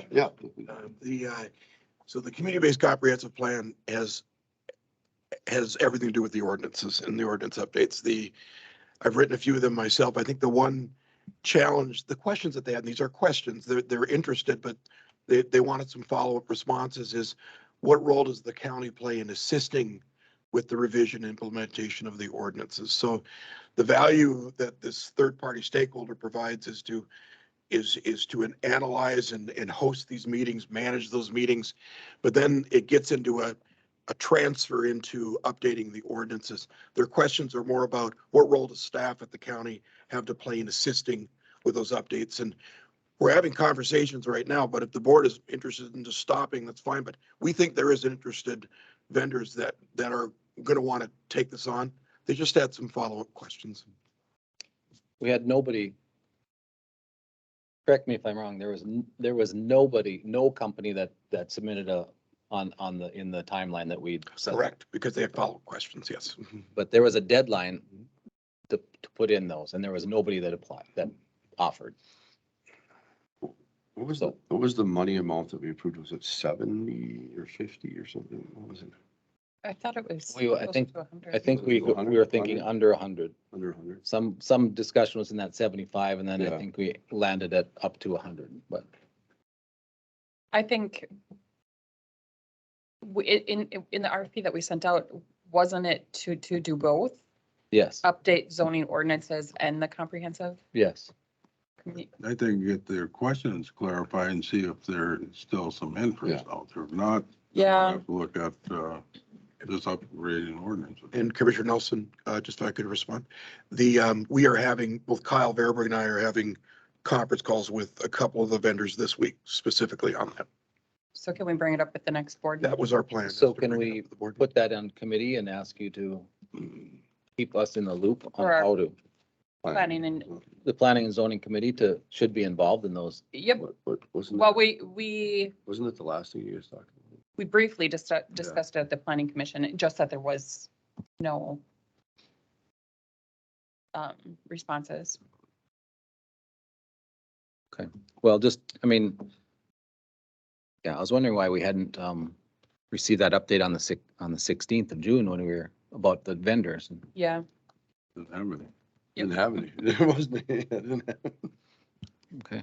so I would agree. I think let's Because- answer the questions that are, I mean, if we do some of these, these ordinances are big. I mean, if you're looking at setting up ordinances for vacation rentals and, I mean, we had a number of issues, I think that would scare people, I mean, because there's expectations on those and how much time that would take, and how do you write ordinances for a county that, I mean, because it's kind of like what we're asking Cody to do. You have to be very involved and have a deep understanding of what's being asked for each one of those. And so you have to understand the whole county and the whole, it is a big undertaking. The comp plan is, I think you can get that understanding and write that a lot easier than ordinances. Ordinances are difficult to, because the ordinance coming to this board, I mean, they have to be involved with the full board at the whole time to see where we're looking at going. Otherwise, they're gonna be rewriting it 10 times, so. well, and we have our zoning ordinance review committee Yeah. that we've just met the one time since I've been here for That's all it's, the feedlot that That- would be, That was not the zoning ordinance review committee. yep, we did meet. We had the Yeah, ad there's hoc a committee, but we ordinance. also had the zoning ordinance review committee. there's a zoning ordinance review committee that, Yes, there is, but I was thinking that one with no, that was not a that was, ordinance review committee. That was a specific, Yeah, but you are correct. I think the zoning ordinance committee met once too, but we have Correct. not met for quite a time. Okay, well, we'll move on from that. Pat, did you want to bring Cody up next? Is that- Yeah, if you don't mind, yeah, thank you, Commissioner. Cody, you want to come up? As you know, Cody's been a couple months into his position, and I thought regular updates to you as a board would be important. So I'm going to give him the floor and let him speak about what he's doing. Yeah, good morning. Yes, most of you already know me, but I just wanted to introduce myself. My name is Cody Piper, the new Economic Development Specialist here at the county. I'm a lifelong, mostly resident of the county, and I've been an employee here for about 5 years now, so I've gotten to know many of the employees and created a good working relationship with them. So I'm just excited to continue to work alongside you guys and get to know you more, and the colleagues here as well. Yeah, just a little brief update about the short couple of months getting settled into the new role. I responded to a few business inquiries and site selections, program inquiries. So outside of that, a lot of my time has been centered around just benchmarking and verifying the county economic development functions to similar neighboring counties as well as across the state, just to ensure that, we're providing valuable resources and opportunities to our communities and residents, businesses and prospects. I've been doing a lot of outreach just to establish and reestablish connections with those communities, local and regional organizations. I've introduced myself at some private businesses, as well as some local clubs and committees. We also attended some membership organization conferences, meetings that I'm a part of. These provide learning, excuse me, and networking with industry peers, opportunities to connect with our state and regional resources, funding mechanisms, education on legislative avenues, and guidance for greater Minnesota counties like ours. Also, just been working with the EDA board initiatives, and we're in the progress of developing just a comprehensive plan or short-term plan to create some measurable and obtainable goals and wealth within the county. So, and lastly, too, just been reorganizing and reviewing the old EDA business. We've also moved the prior office, which was up on the third floor court side, and we moved it down here to the first floor towards DMV. So that's going to be more accessible for the public. It's pretty much open now, up and running. So it's there, and I invite you to swing in, and if you have further questions or just for a conversation or discussion. So. Okay, any questions? Thanks, Cody. Yeah. Thank you. Okay, thank you. Thanks, Cody. West Central Initiative, Greg and Rebecca. I'm gonna have to take a break here shortly. Okay, well, if you run out, We're behind schedule. No way, that never happened. Did you want to take a break? Sure. We do have a break scheduled if you want to take that. sure, if we want to, We You can wanna pass out the get packet. your handouts and, It could be just a short one. Yep. Yeah. go ahead. Oh, I gotta get up there. Thank you. Thank you. Morning.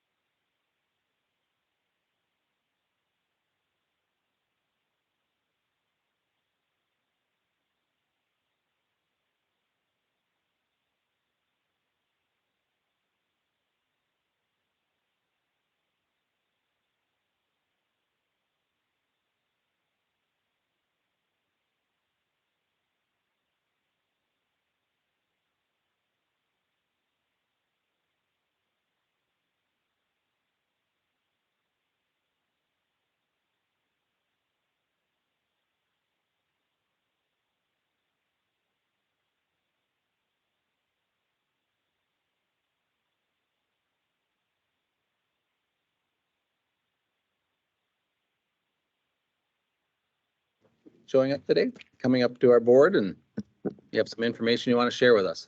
Thank you. Yes, I think it's been a while since you've had Greg attend with me, and Great. so it's great to have Greg back. Jill will be back in action soon, but we're just here. We haven't sent you a letter requesting funding yet. We've been trying to do this a little bit differently, just reporting out to you and entertaining any questions about our work with and in Becker County and the surrounding 9 counties that we serve. Well, 8 counties plus White Earth. So just a little update from me, and then I'll turn it over to Greg. From the philanthropy side, we've been working with a lot of the funds in your county, and many of them are right here in Detroit Lakes, but there are other funds in Audubon, Lake Park, Frazee, along with the grants that we've been making. Greg's planning team has been working on some lending. And just want to point out to you, and I'll leave this with staff and they can share with you as well, that since January of 2022, we've made over $1.2 million of grants and loans in Becker County. Many of those are through your DL Community Fund and other community funds, like the Becker County Historical Society having a fund with us, along with some donor advised funds. But we've also been able to make grants through the COVID Relief Grant Program, $190,000 there. The community funds, $445,000, along with, we're kind of proud of this, some small grants to fire departments in your county, some of the smaller towns. We got a P-PREP grant, and we were able to fund 20 small towns throughout our region, fund the fire departments. So small but mighty grants as well. In addition to that, I just want to point out some things in your packet. There, on the left-hand side, if you open it up, we've been working on a climate action plan for our region, and we'd like you to give us some feedback if you have the time and inclination. Our annual review, which talks about the work both in planning and philanthropy over the past year. And then behind that, there's a sheet called Rural Democracy Project that I want to draw your attention to. This is by no means to encourage our local officials to not run for office, but to encourage new candidates to think about running for office. We realize that in our 9-county region, with school boards, city councils, county commissions, we need a plethora of people to run for office, way greater than the metropolitan areas. And so we got funding from the McKnight Foundation to fund our Rural Democracy Project. And there'll be 2 sessions this fall that are weekend long that are about public leadership training. Then there'll be a 6-month session coming up later this year on a public leadership program. And then we're working on a rural democracy network with all of the mayors in our 82 communities. So it's a big project for us. It helps us get connected on a more local level, as well as the visits that we make annually to our cities and counties. On the right-hand side, you'll see the Becker County fact sheet. I just want to point out a couple of things that have changed. We just had some board turnover because our year ends with the board in June. And so Barb Faber has been replaced by Jacob MacArthur. Jackie Bubos is still on the board, and she becomes the board chair this year. She also serves on the EDD board along with Commissioner Veriberg. So thank you, Commissioner Veriberg, for your service. And we have an in-person meeting with both the board and the EDD board later this month. So with that, I'll entertain any questions and or turn it over to Greg here, because I know you're a little behind schedule. Thank you. We're always behind schedule. Oh, okay. So it's not us? No. Okay. Morning, Mr. Chair and members of the commission. I'm Greg Wagner, the Director of Business and Economic Development with West Central Initiative. A couple of you may recognize me. I have taken a little bit of a segue away from the county board visits, but as Rebecca said, that Jill has been out, so I've been called back up to the majors here to come and present to you, and Typically, I would come here and I'd extol a lot of demographic information, kind of the kind of related to the economy for Becker County. Fortunately, Jill has shifted that to a handout that's in your packet. It's a very concise and detailed, at the same time, rundown of the economic development conditions and kind of what's going on with Becker County related to the economic development and demographics. So I will not use time to go over that. I am very happy to introduce myself to Cody here, and so we'll be connecting with Cody because a lot of the work that I do and that my team does relates directly to the work that he's doing on behalf of Becker County. So a good connection for sure for me to meet him today. As Rebecca had indicated, a lot of the work that we've done has related to grants related to COVID relief and COVID programs. We're kind of winding out of that now, but that was a lot of my time focus, was getting out loan dollars from the federal government in response to COVID, as well as deed grant dollars for COVID relief and emergency loans. And then we've also maintained our normal loan programs. So in that last year that we've provided the numbers for you today, 429,000 of that was loans to Becker County community or Becker County businesses. Also, kind of front and foremost in my work lately has been the Main Street Revitalization Grant delivery. And so we had 3 corridors that we were approved for in the state of by the state of Minnesota through deed. Browns Valley, Morris, both had corridors, and then the Highway 10 corridor, which included obviously quite a geography of Becker County. And the applications closed for those Main Street Revitalization grants just last Monday. So I really haven't had a chance to go through the 44 applications we received, but I do know that there are requests for those funding from businesses in Audubon, Lake Park, Detroit Lakes, and Frazee, all along the Highway 10 corridor. So hopefully we'll be able to, the local advisory committee is going to make the decisions on how to break the funding out we received for this corridor. But there's going to be some obvious more investments in businesses throughout Becker County upcoming again. And then always we're having loan conversations with businesses as well, and working with the local city staff and economic development projects. So that's quite a bit of information for you. I tried to keep it a little bit brief, but glad to answer any questions, or just thank you for your time and the opportunity to be back again. Well, thanks, Greg. Any Thanks, Greg. questions for, and the service that those funds, for those, I'm sure most people know, they are very, very, they're very good, and it's, people have more confidence when they see West Central Initiative. They're sending a check there to, to their entity that they're supporting. So I think they feel more confident that that's a recognized institution that we can trust. So thank you for your work. And I know I send a check every once in a while to different couple, for one entity anyway at my school. So Thank you for that. And also thank you for your past support. We'll get you a letter. We love the partnership with all of our counties, and, the work that we do in planning and economic development is robust throughout the region. And serving as the regional development organization, the reason we ask for governmental support is because we are not in a position to levy as the other regional development organizations, which are commissions, are able to do. And I saw some of you looking at this little booklet. It explains it pretty concisely there. So okay.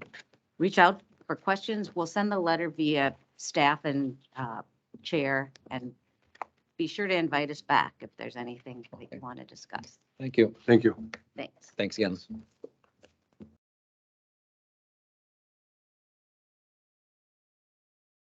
Hi, Brian. Morning, Commissioners. Pat, Peggy. Brian.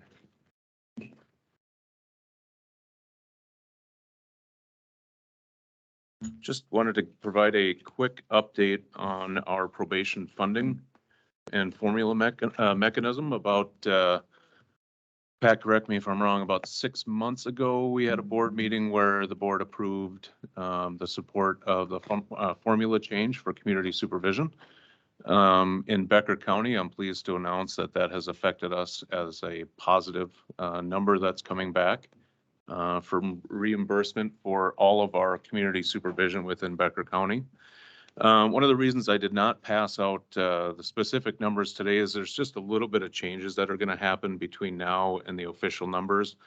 But just to kind of give you a rundown of where we're at, the plan of the formula supervision change was to bring back counties to make them whole at that 50% reimbursement rate for community supervision services. Us being a DOC CPO county here, the only portion that Becker County pays for corrections related cost is for part of our state agents and for the support staff that cover the services of those 3 agents. Previously, the reimbursement amount was down to about 26% or so. So we had our state agents that were drawing about $250,000, for example. Our reimbursement was at $69,000 for Becker County. That's 26%. What happened over the course of years is counties had continued to hire and continued to increase costs within their probation expenses. That was actually coming out of the pool for reimbursement. So it was affecting each county and their bottom dollar. And that's why we actually were at 26% to end up at that amount that we were at. So within this next funding stream here, starting in July 1st, so the other day, we have a new amount coming to us in Becker County for the total of $197,000. Okay, so it's a significant increase. What we do have is our agent expenses and some admin fees that we have. We have a total, just keep in mind too, these are estimates. We have a total cost of $340,000. We have a county fund of $197,418, which leaves a difference of $144,000 for all corrections related expenses for Becker County. That gives us 58% reimbursement. Okay. So basically what I have to do is I'm told I have to spend all of our dollars down to that 50%. So I have 8% to cover. I don't plan on using that 8% at any time soon. So that'll continue to be placed in the budget.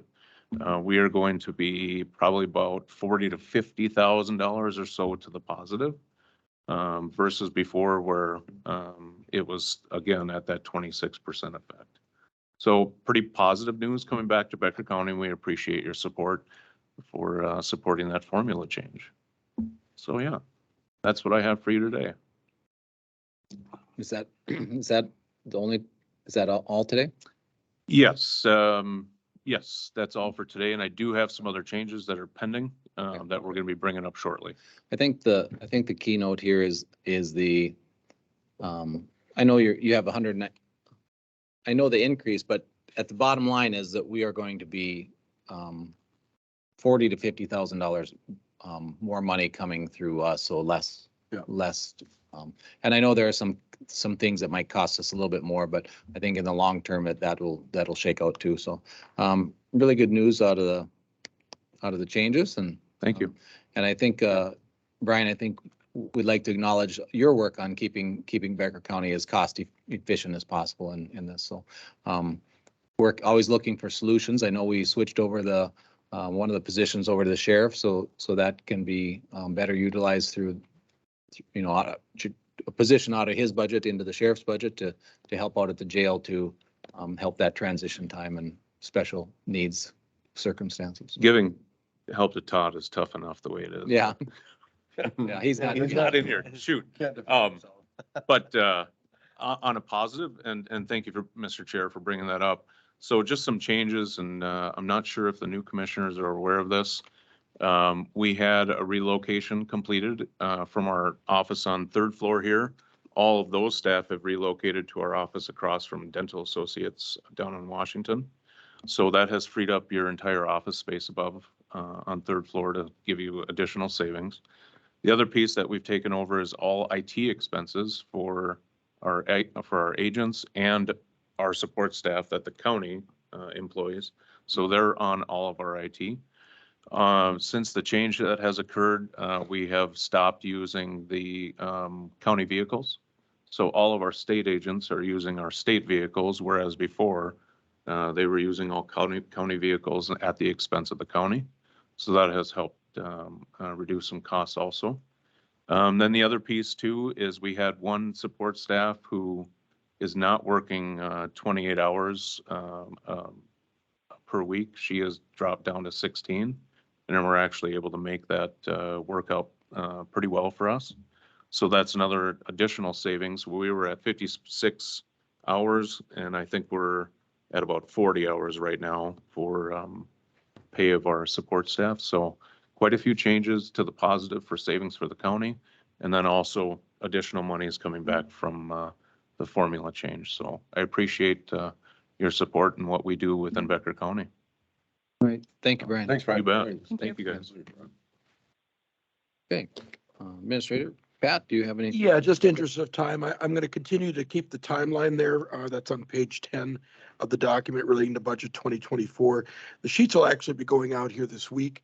One thing we've been waiting on is the wage updates, and that's still coming from our treasurer's office, but we'll still send the budget sheets out so people can complete their other line items. And of course, we'll see how the board once you meet with Bruce Kimmel and whether you're interested in the capital improvement plan or not. That would certainly be a part of the budget process, and we do feel we have time to complete that. So we'll just continue to give you regular updates every 2 weeks on where we're at with budgets.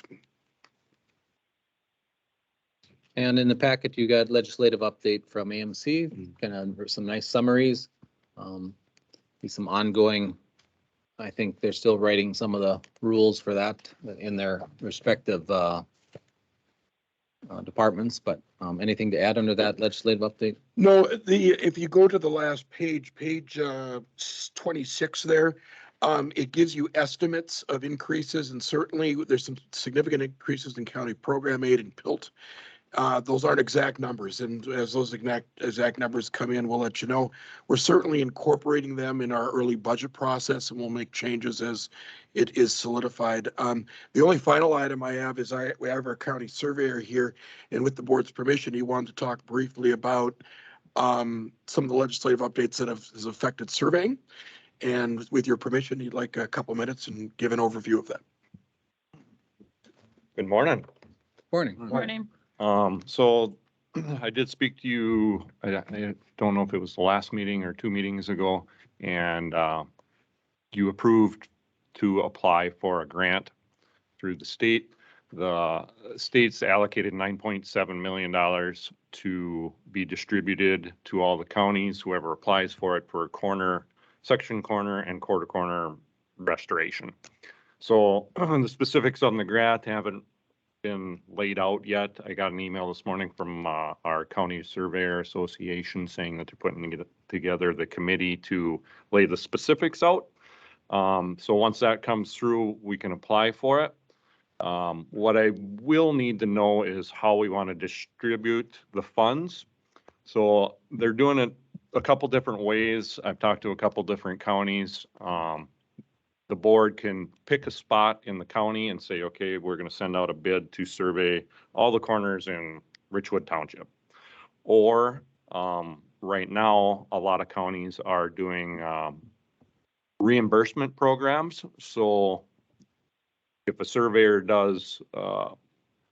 establishes a section corner, they would send it to me. I would check it, make sure it meets state statute, and then we'd reimburse them amount. St. Louis County does one right now. They give back $650 per corner, which seems to be a pretty good number. I did the math on how long it takes to prepare them and all that stuff, and that's right in the ballpark. So I guess a couple questions would be, does the board care or have a number in mind on how much to apply for this grant? For instance, let's say we apply for a $500,000 grant. That's going to get you somewhere between 600 and 700 corners. There's 6,700 that aren't done yet, so there's a long ways to go. But, it, like I said, it's gonna get you somewhere between 600 and 700 corners if we do a $650, fee or a reimbursement thing.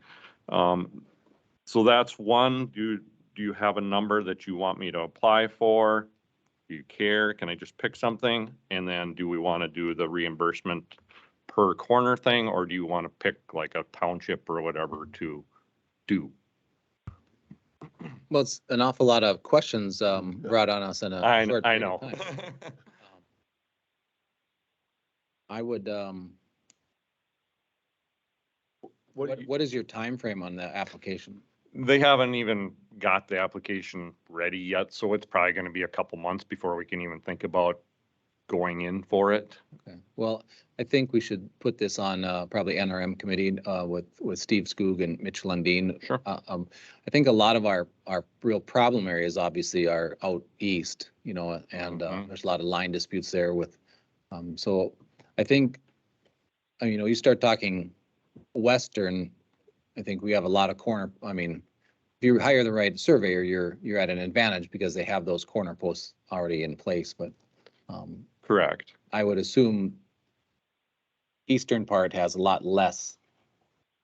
So it would probably benefit my opinion, it'd probably benefit the eastern part of the county significantly more. So I would, just off the cuff, I mean, you need some time to have a roundtable discussion on it, but I'm sure I would look to your advice, how much to apply for, but I would lean more towards reimbursement of, and then they would be public, could be used by anyone, I'm sure, so. Correct. They get, Any surveyor could use those points and, exactly. So the document is called the Certificate of Government Corner, and it gets recorded at the recorder's office, so.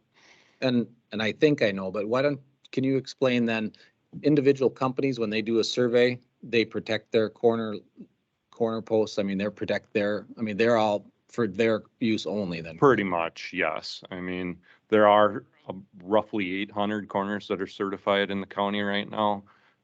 Most of the time when a surveyor does a survey, they don't prepare them unless there's like a dispute or something like that.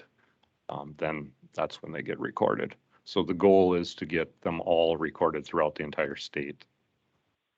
And I think in the past, I know we've had some real problem areas and of course you get out east and with the metals in the ground, some of those lines are not accurate at all. I mean, Mhm. just, it's a very difficult, and maybe, question, are those priced more when you're out there with those non-normal lines? Are they higher priced usually?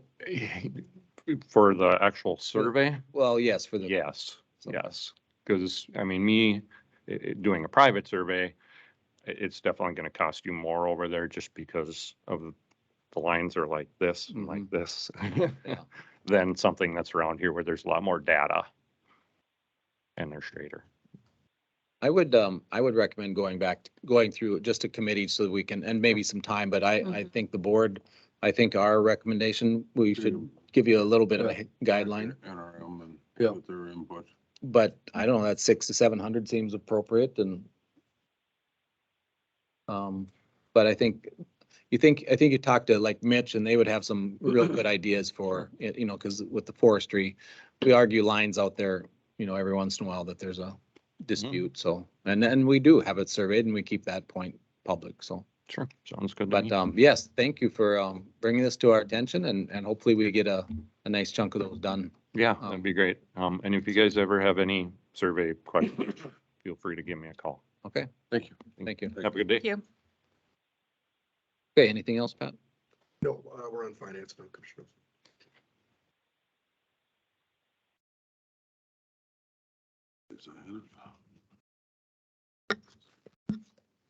Oh, Mary? Good morning. I'm requesting a motion to approve the claims, auditor warrants over 90 days. So moved. I'll second.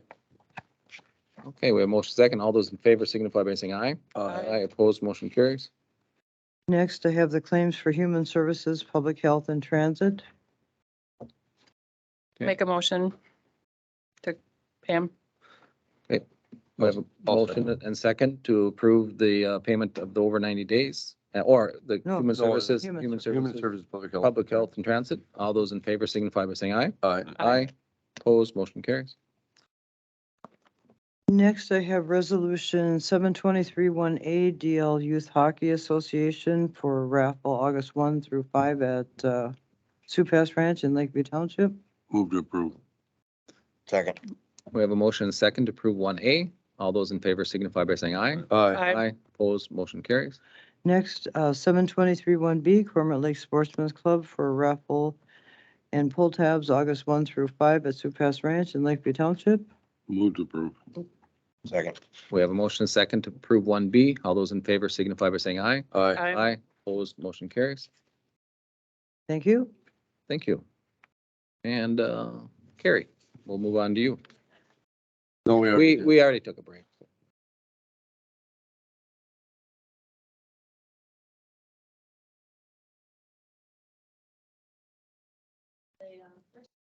I have on the agenda is the vacation accruals, which should be included in your packet. Really the intent of updating the personnel policy for accruals for vacation time for non-union employees is to align it with what we did approve for bargaining contracts. I looked back, I believe all but maybe one of them were updated. So this would allow, and really the discussion behind this really is to increase some of the vacation time for newer employees as an attractor when they come into the county as well. So that is what I'm looking for approval, just to align all of this with what we again approved for bargaining contracts as well. Okay. I'm assuming there's a couple typos on it. There could be. Beginning year 2 through 6, that 11 years, probably 11 shouldn't be there. Correct. And I assuming the 120 and 120, that should be 120 and 140 hours Yes. I believe that is accurate. through 7 through 11 years should be 140. I think so, yeah. Yes. Yes, I will fix the typos. I apologize. I probably fixed them on my copy after you guys got your copy. Okay, any other corrections or? So no, this one lines up with the one that we put in all the contracts. Correct. That was the intent. Yes, without the. But this lines up with the non-exempt employees? I believe so because we had the 2 tiers Yeah, before. okay. Yeah. All right. There was a little bit of an adjustment in the years of how quickly you Yeah. moved though, in comparison to the exempt. I'll make a motion to approve with the corrections. Okay, motion by Dave, Second. second by John. Any other discussion? All those in favor signify by saying aye. Aye. Opposed, motion carries. All right, the next item that I have is, I did include that in your packet. I do know that from the last meeting that you did want the correction made in the work from home policy to reflect up to the 5 days. So I did include that in the packet with the correction. I believe it only reflected in there one time that I could find. I think it was on page 2 of that, if you're scrolling there. It's up towards the top. It's on.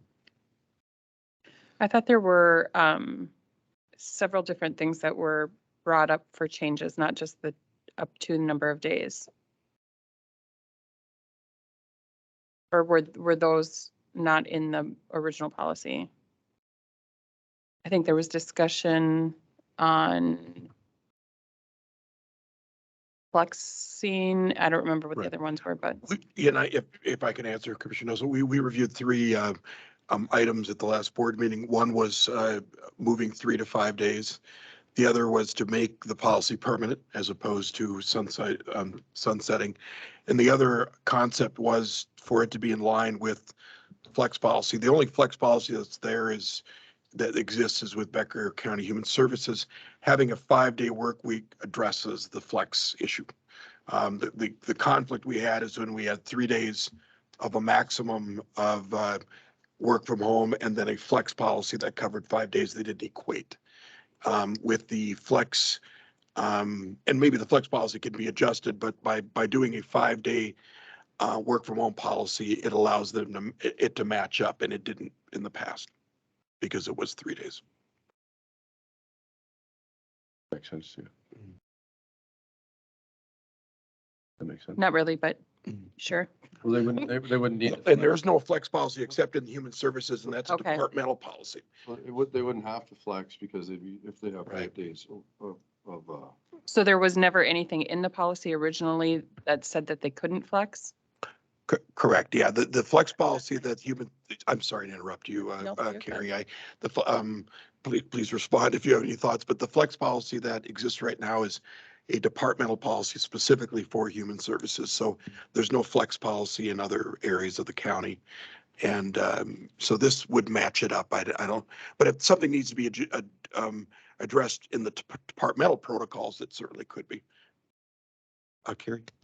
Yeah, I was just going to probably say very, very similar things that, yeah, as far as the flex policy, the only one I'm aware of is through the human services, and that's their own interdepartmental. So this would really allow, that's why I wrote it up to 5 days. So it's really department driven, depending on need and staffing and those types of things. is that an understood thing, or is that something we have to have real written in? I don't know. Does that make sense? So the human services is the only one that has a flex policy. So do we have to does it have to be part of this resolution here that we have to say that they can do it? Or I mean, if somebody's on 5 days, they probably don't need it. But if somebody has 3 days, maybe they want to use a flex day, you know what I mean? Does that make sense? Yes, I don't see that it would need to be in here because this is countywide. Okay, I that was my question. Okay. Okay. I think the other thing that was briefly talked about, and maybe it's in here, I'm not sure, that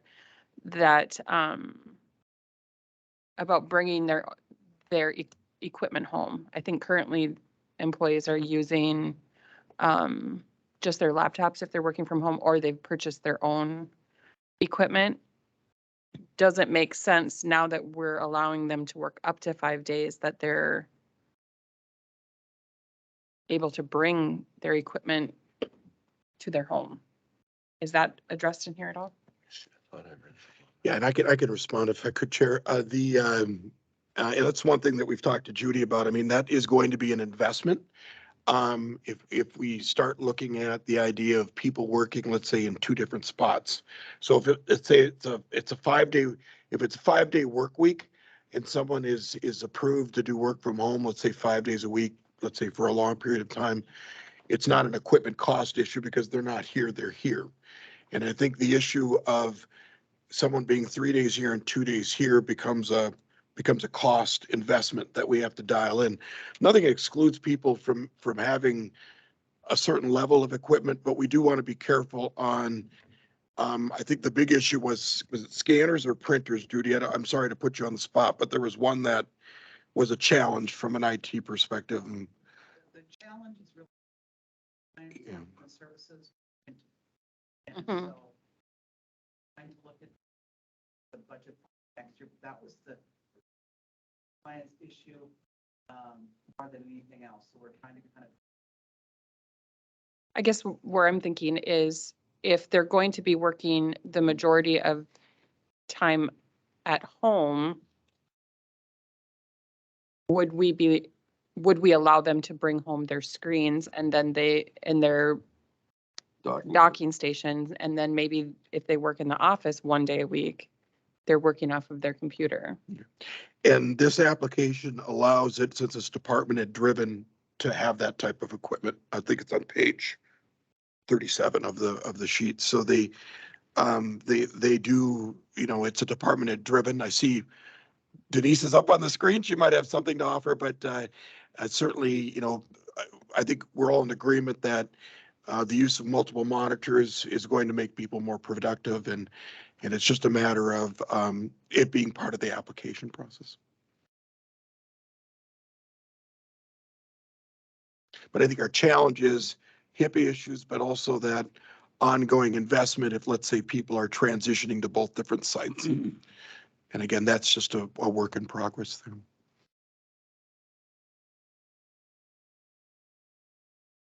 Mr. Chair, if Go I ahead. could just speak for a moment to that. So we do still have some issues that we need to get through in order to allow employees to work from home. Should this pass, I think it's scanners specifically that we had worked with Judy and we had agreed to move forward with allowing scanners. But just to be kosher with the policy specifically excludes us from being able to send any equipment home at this point. If we revised it to say that we could with department head driven, like with the other items, then we could allow just the scanners at this point, and then possibly the printers at some point when we work through all those issues. I certainly wouldn't allow the printing until we worked through everything that we needed to, if that is acceptable to the commissioners. Well, and just if I may, Commissioner Nelson, on page 6 of the document, it's page 37 of the packet. It indicates additional office equipment can be approved through the application process. So if an applicant were to go to a supervisor in Denise and say, I would like to have a scanner, I mean, that states it there under A on section 6A. So that is listed there. I think as far as equipment goes, this is a project that we just have to keep evolving. And I think if this becomes successful, there will be probably shared office space in the building for people that are working from home for the majority of time. So it won't be every person gets two stations. What, Yeah. you know, if you have 5 people working in an area that are working from home majority of time, but then they'll have a station at the office also that will be shared with other people, and you can coordinate the timing of that. So there's not 5 cubicles that have their place. It'll be 1 cubicle shared by, a number of people. So there won't be a double that expense, but we might have extra a cubicle designated for that type, but that'll be all department. I mean, every department and every, will be different on that. So. Denise, right now, are they allowed to take home the monitors and the docking stations now? No, No. So how do we solve that? I mean, what do they do? What are you doing now for the people that are working like 3 days a week at home? I think this Um, is probably a pretty big discussion, but I think, Carrie, correct me if I'm wrong, this puts it in the department head's hands to make those decisions and your committee to make those decisions, Okay. that you can. But Denise is saying that the current policy says that they can't. So I don't have it up to quote the exact page number, but I believe it did when it specifically talks about equipment. Well, if I could, Commissioner Nelson, it says the expectation is telecommuting will be limited to the use of the county laptop. And then it says any additional office equipment or supplies required for job function must be submitted by the applicant and proved through the application process. Okay. So they can reach out to the supervisor and department and say, well, look, I need more than just a laptop. I'd like to have 2 monitors. They can go through that process but it needs to be approved, by the department head eventually.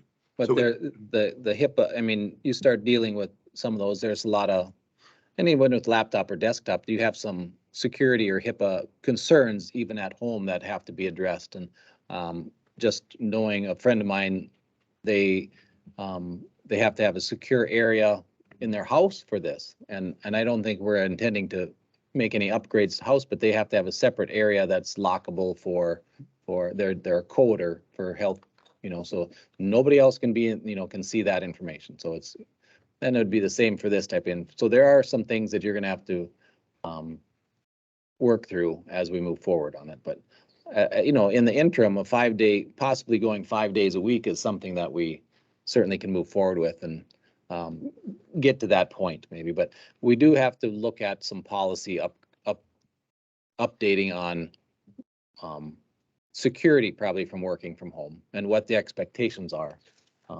with that. If you're going to take county equipment that's going to be set up at home, there's going to probably be some more discretion on I think that. I don't know necessarily the equipment, but more files. If we're going to allow printing where they're actually you know, your county equipment should be locked where you wouldn't be able to access it. Yes, but I mean, also, just when you're working, you have to have Yeah. a secure area that's not, you know, people coming in and out. Yes, And yep. But I mean, so I think there's going to be, when we get to that point, Denise, or whatever, we're gonna have to have some policies with that regarding those security measures um, and it's a pretty big undertaking because I think we've looked at that before and it was pretty, it's a lot more than what you think when you start taking a PC home and setting up. Mhm. And there has to be some house inspections then. I mean, so if it goes to that, we have to have some access to that, to view that and I don't, so it's, if you want to go to that route, I'm just saying it's a significant amount more of monitoring. You know, you have to have an inspection at the site and make sure I don't know, but that's another can of worms. I mean, I don't know that I'm just thinking about my own experience. I work for Department of Human Services and I never had anybody, I mean, I have my own office, but I Well, never had again, anybody inspectors say that there would be. there just needs to be that, Mhm. we need to have that all agreed upon and Yeah. what's expected and I don't think you have spot visits, but I'm just saying you have Mhm. to have someone look at it and say, yeah, that's Mhm. fine or whatever. And maybe it's not there, but it's virtual or whatever, but. Yeah. And if I could add, Commissioner Nelson, with your permission, page 40 does outline data privacy and storage and things like that in the document. But I think it really falls on, and I'll put it on Commissioner Jepson and Denise's, as a human services professional, you are required, you know, to keep things stored and not have someone looking over your shoulder. You have to own that and accept the consequences if you aren't following through on that. True, but if we don't have good, I mean, if something happens, we're gonna be named also. If we have a violation, it's not gonna just fall on individuals. The county will be liable, so we have to make sure we're. Yep. All right. Again, this can be amended. And we also want to point out that this is option. This is not, I mean, those employees that are qualified to take, this is a process and hopefully we can continue moving this direction, but this isn't a blanket. Everyone doesn't get this. So work through the process and see which individuals can get to that. Is there also anything in here that, which we had talked about at the last meeting, of allowing those that are still on probation to work from home intermittently? I don't know if it's in here or not. I guess I can give you my recommendation would be that I don't believe that probationary employees should be working from home. Either in a learning process, they need to be in the office. That would be my position. I thought that the policy that was discussed was just for For a regular, instances like weather, or I think that was really the only thing that was brought up, correct? Yeah. If I could spawn, inclement weather would be an example. Another pandemic would be another example, I suppose. But in general, from a normal work schedule, we would have protocols for that if those did occur. But in a regular schedule, in that situation, the probation, being on probation would apply. I mean, I would agree with you. I don't think a probationary, But there's always exemptions where if you get an employee from another county that does the same exact job and they're ready to step in and I mean, but they need to be working from home, maybe 1 month, maybe Denise, you'd say, I just need you in the office for the first month so we can make sure you're on the right track and for our, differences, but again. I mean, we have a 6-month probation. That's Right. a long time for. If you're experienced, if you're inexperienced, I think that's, but It does. let's say- move on this. If you want to bring it back to change that, Does say it on 3G. I got one question and I'm done. On section 2, definitions of telecommuting, it's page 33. Or it's page 2 of 33 of 58. That makes sense. It says for purposes of policy, common non-departmental head employees. So does that, or this policy, does that just apply to Non-department. head. non-departmental, okay. Correct. So what is the policy for department heads and supervisors? What is that? There is no written policy, but department heads are able to work from home if their jobs allow for Okay. that. And supervisors? Department heads are the only ones I'm aware of. So, This- but this then applies to supervisors. Yes, yes. Yeah. So they would go through the same process. Okay. Okay. Wishes of the board from the work from home policy on the one line change of up to 5 days. Move to approve. I'll second. Motion by John, second by Dave. All those in favor signify by saying aye. Aye. Opposed, motion carries. The next item that I have on the agenda is a program that I've spoken about a few different times through committee. This, as some of you may know, student loans are going to come off pause here in the very near future. What this would allow for those that are have student loan payments, if we were to implement this policy, this would allow for employees to make student loan payments to their vendors pre-taxed up to the dollar amount of the $5,250. This goes through the end of this year, and I believe it expires the end of 2024. I originally brought this up through committee and then put it on hold just because of our conversion through UKG. And after speaking with Tanya, with regards to this, since we are well into implementing of the UKG now, if the board so chooses to approve this, we would be in a position that we would be able to offer this to employees. Again, I believe, I want to say it's September that they come off pause, so we would be looking at utilizing this if employees would like to do that. So this is just where their student loan payments would be deducted Correct. from their payroll Before taxes. before taxes and then goes into account that they then pay out Goes or directly that to the, it goes directly to the service. we would pay the. Correct. Gotcha. We would get the information from them of whom their, who services their student loan, because under the IRS rules as well, I mean, we need to assure that the money goes from point A to point B, since it's not being taxed. Okay, I'll make a motion to approve the educational assistance plan. I'll second the motion. okay, we have a motion, a second, and just to point out, this does not cost the county anything. This is employees' funds. It's just giving them advantage of pre-tax monies to spend. So okay, all those in favor signify by saying aye. Aye. Opposed, motion carries. The last item that I have is the certification as a training organization for veterans. This is relatively new. I just learned of this within the last few weeks.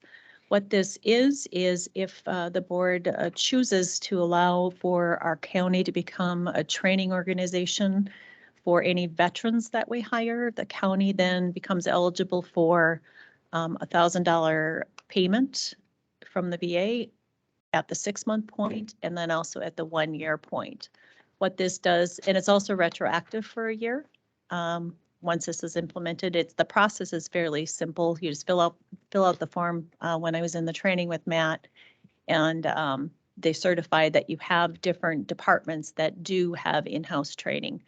A lot of our veterans that have been hired are in law enforcement, so of course they have their ongoing training, which then qualifies as we would qualify as a training organization. What it does for a veteran that we would hire, if they are eligible for a GI Bill for educational training under a GI Bill, this would qualify in lieu of, probably the best example I could give you, if you have a veteran that is eligible under the GI Bill to go to college, for instance, if they were hired on by Becker County, and if we are certified as a training organization, they can take all of the benefits for their GI Bill, their stipends and all of those types of things that would come along under the GI Bill. So that is what I'm asking, is that we can move forward. even, again, going retroactive. So the plan would be to go back through and see who we've hired in the last year to see, and reach out to them to see if they are wanting to access, if they do have the ability to have any type of train, or if they were eligible under the GI Bill, then they would be eligible for this program once it's implemented retroactive back 1 year. So you'd find out if they want to do it, and then would you guys do all the paperwork? No, the training is for the job. So Yeah, okay, that was, okay, that's what I it's not thought. That was any what- extra It's training. not, yeah, just- correct. It's not, It's us So it's hiring a veteran and training them to do the job. We do get the it. job. We get $1,000. Yep, Question. go ahead. So this veteran service program would use a veteran's individual earned post 9/11 GI Bill for training for a Becker County job that we hired. So the county's going to take an individual's GI Bill for the training that you don't want to pay for out of the county budget? If they apply. So they have up, well, they don't have, I don't suppose they have to. They have up to $10,000. if I may, it's really the best example is if you have a veteran that has a GI Bill that maybe is going to expire and they aren't going to college. They are all full benefits under the GI Bill as though they were going to college, coming to work for Becker County. They can get housing, they can get all of those things that are attached to their GI Bill. So Is- the training program, Excuse, the job that we hired them for, they get the income stipend based on the area code and all the classes Correct. covered for. They get all like of the a CDL benefits. or something. Correct. Okay. Yes, that's why That they makes would a do little it. bit- That makes a little bit more sense. So they would Not get, just the county trying to steal people's GI Bill. no, they get, no, they get all their own benefits of the GI Bill for coming to work here. and the other thing, that's capped at 10,000, that GI Bill, they're capped at 10,000 in expenses. I believe is what, I think it was it's maybe higher. 15 something. Well, and keep in mind you also, and I'm not, you do have the federal GI Bill and you also have a state, and they don't have to run concurrent, they can run separate as well. So, is it, obviously if there's no funds available, there's nothing for us to apply for, but is this an option? Is this optional for the employee that we're hiring? Do they don't have to use their GI Bill on it? no. Okay. No. Okay.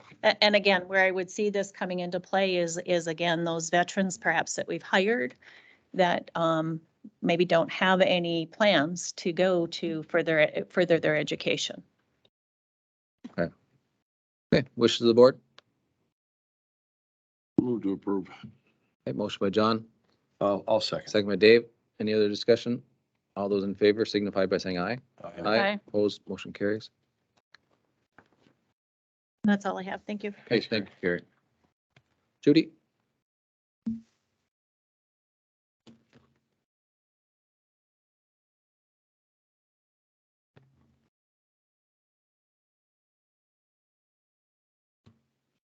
Good morning. Morning, Commissioners. I have two things for you today. One is an invoice for some equipment that we purchased for the highway building. And that the equipment is a partial payment of an invoice of $30,197.46. And there's probably about another 12,000 that we will get billed for, but we're just not ready to pay that bill. We want to make sure everything's working properly. And I think John and you probably could take this out of contingency out of the building, but I think we just take it here and Yeah. run it through I think so too. the special needs, because it's part of the building project, so Yep. completing. And I think we tentatively approved, it's kind of like the other ones, but Judy wants to make sure that she's on the same page, so. Yep. Yes. Entertain a motion to approve. So move. Motion by John, A second. second by Erica. All those in favor signify by saying aye. Aye. Opposed, motion carries. And then your computer order. Yep, the second is for the 2023 computer order. Currently, we believe, we know, we need to replace 35 desktops at approximately $900 per desktop, which is a total of $31,500. We want to replace 31 laptops. There is one laptop that is for Kyle Varberg that we're really pulling into this year because his current desktop is so slow. I don't know how it got missed. We don't know why it is so slow, but it is. And so we'd like to pull that one in. So we'd like to make this for 31 laptops this year at $1,300 a piece. And that would be for $40,100. Then we've got some miscellaneous power adapters and docking stations for laptops for a total of $76,800. Any questions? And this is we have an annual purchase and this is Yeah. part of it, but a little bit of a peculiar one there. So Judy want Yeah. to explain it?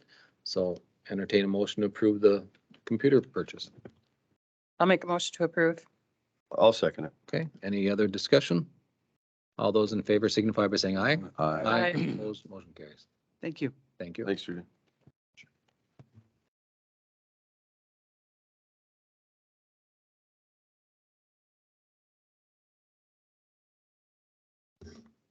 Good morning, Morning. Morning, John. Todd. Mr. Chair, members of the board. I have a request to hire temporary traffic control personnel as WeFest is approaching, as in other years. And I'd be hiring civilian and officers for this duty. And this is reimbursed by WeFest. Move to approve, resolution 1C. Motion by John, I'll second. second by Richard. Any other discussion? All those in favor signify by saying aye. Aye, opposed, motion carries. Thank you. Thank you. It's fast approaching. Fast Yeah, it's approaching. coming soon. I'll have the contract at the next meeting. Okay, thank you. Thank you.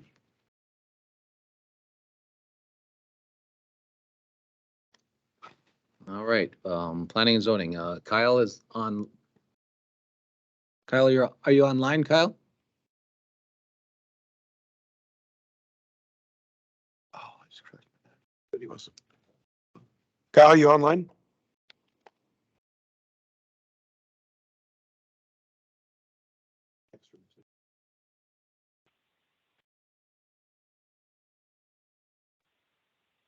Think I'm unmuted. All right, Good morning. I have planning commission recommendations for you guys from June 28th. The sole applicant, Justin and Sophie Grubb, requesting a conditional use permit to operate a fitness center. The Grubbs have a purchase agreement signed with Dion Scrow, who actively has Dion's Danger Zone in town. So it will be his gym. Recommendation to approve. okay, Move to concur. motion by John, I'll second. second by Erica to concur with planning and zoning on the Justin and Sophia Grubb. Any other discussion? All those in favor signify by saying aye. Aye. Aye, opposed, motion carries. Anything else, Kyle?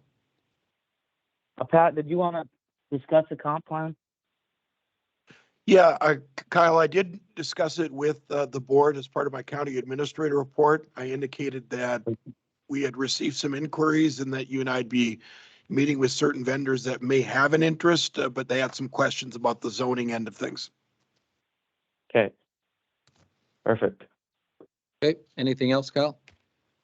No, sir, thank you. Is there a, what was the second applicant? There's the Swanglers? Yeah. Kyle? The Swangler application will be going to Erie Township as part of that joint powers agreement. Okay, Okay. Okay. They have the Thanks. subdivision control there.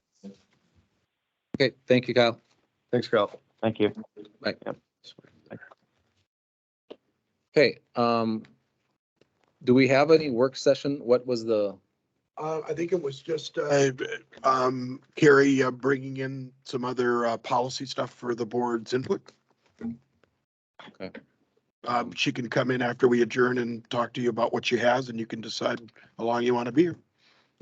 Cheers. okay, anything else for the board? No. Okay. No. We will then adjourn and if you have any, Carrie, if you have something for us.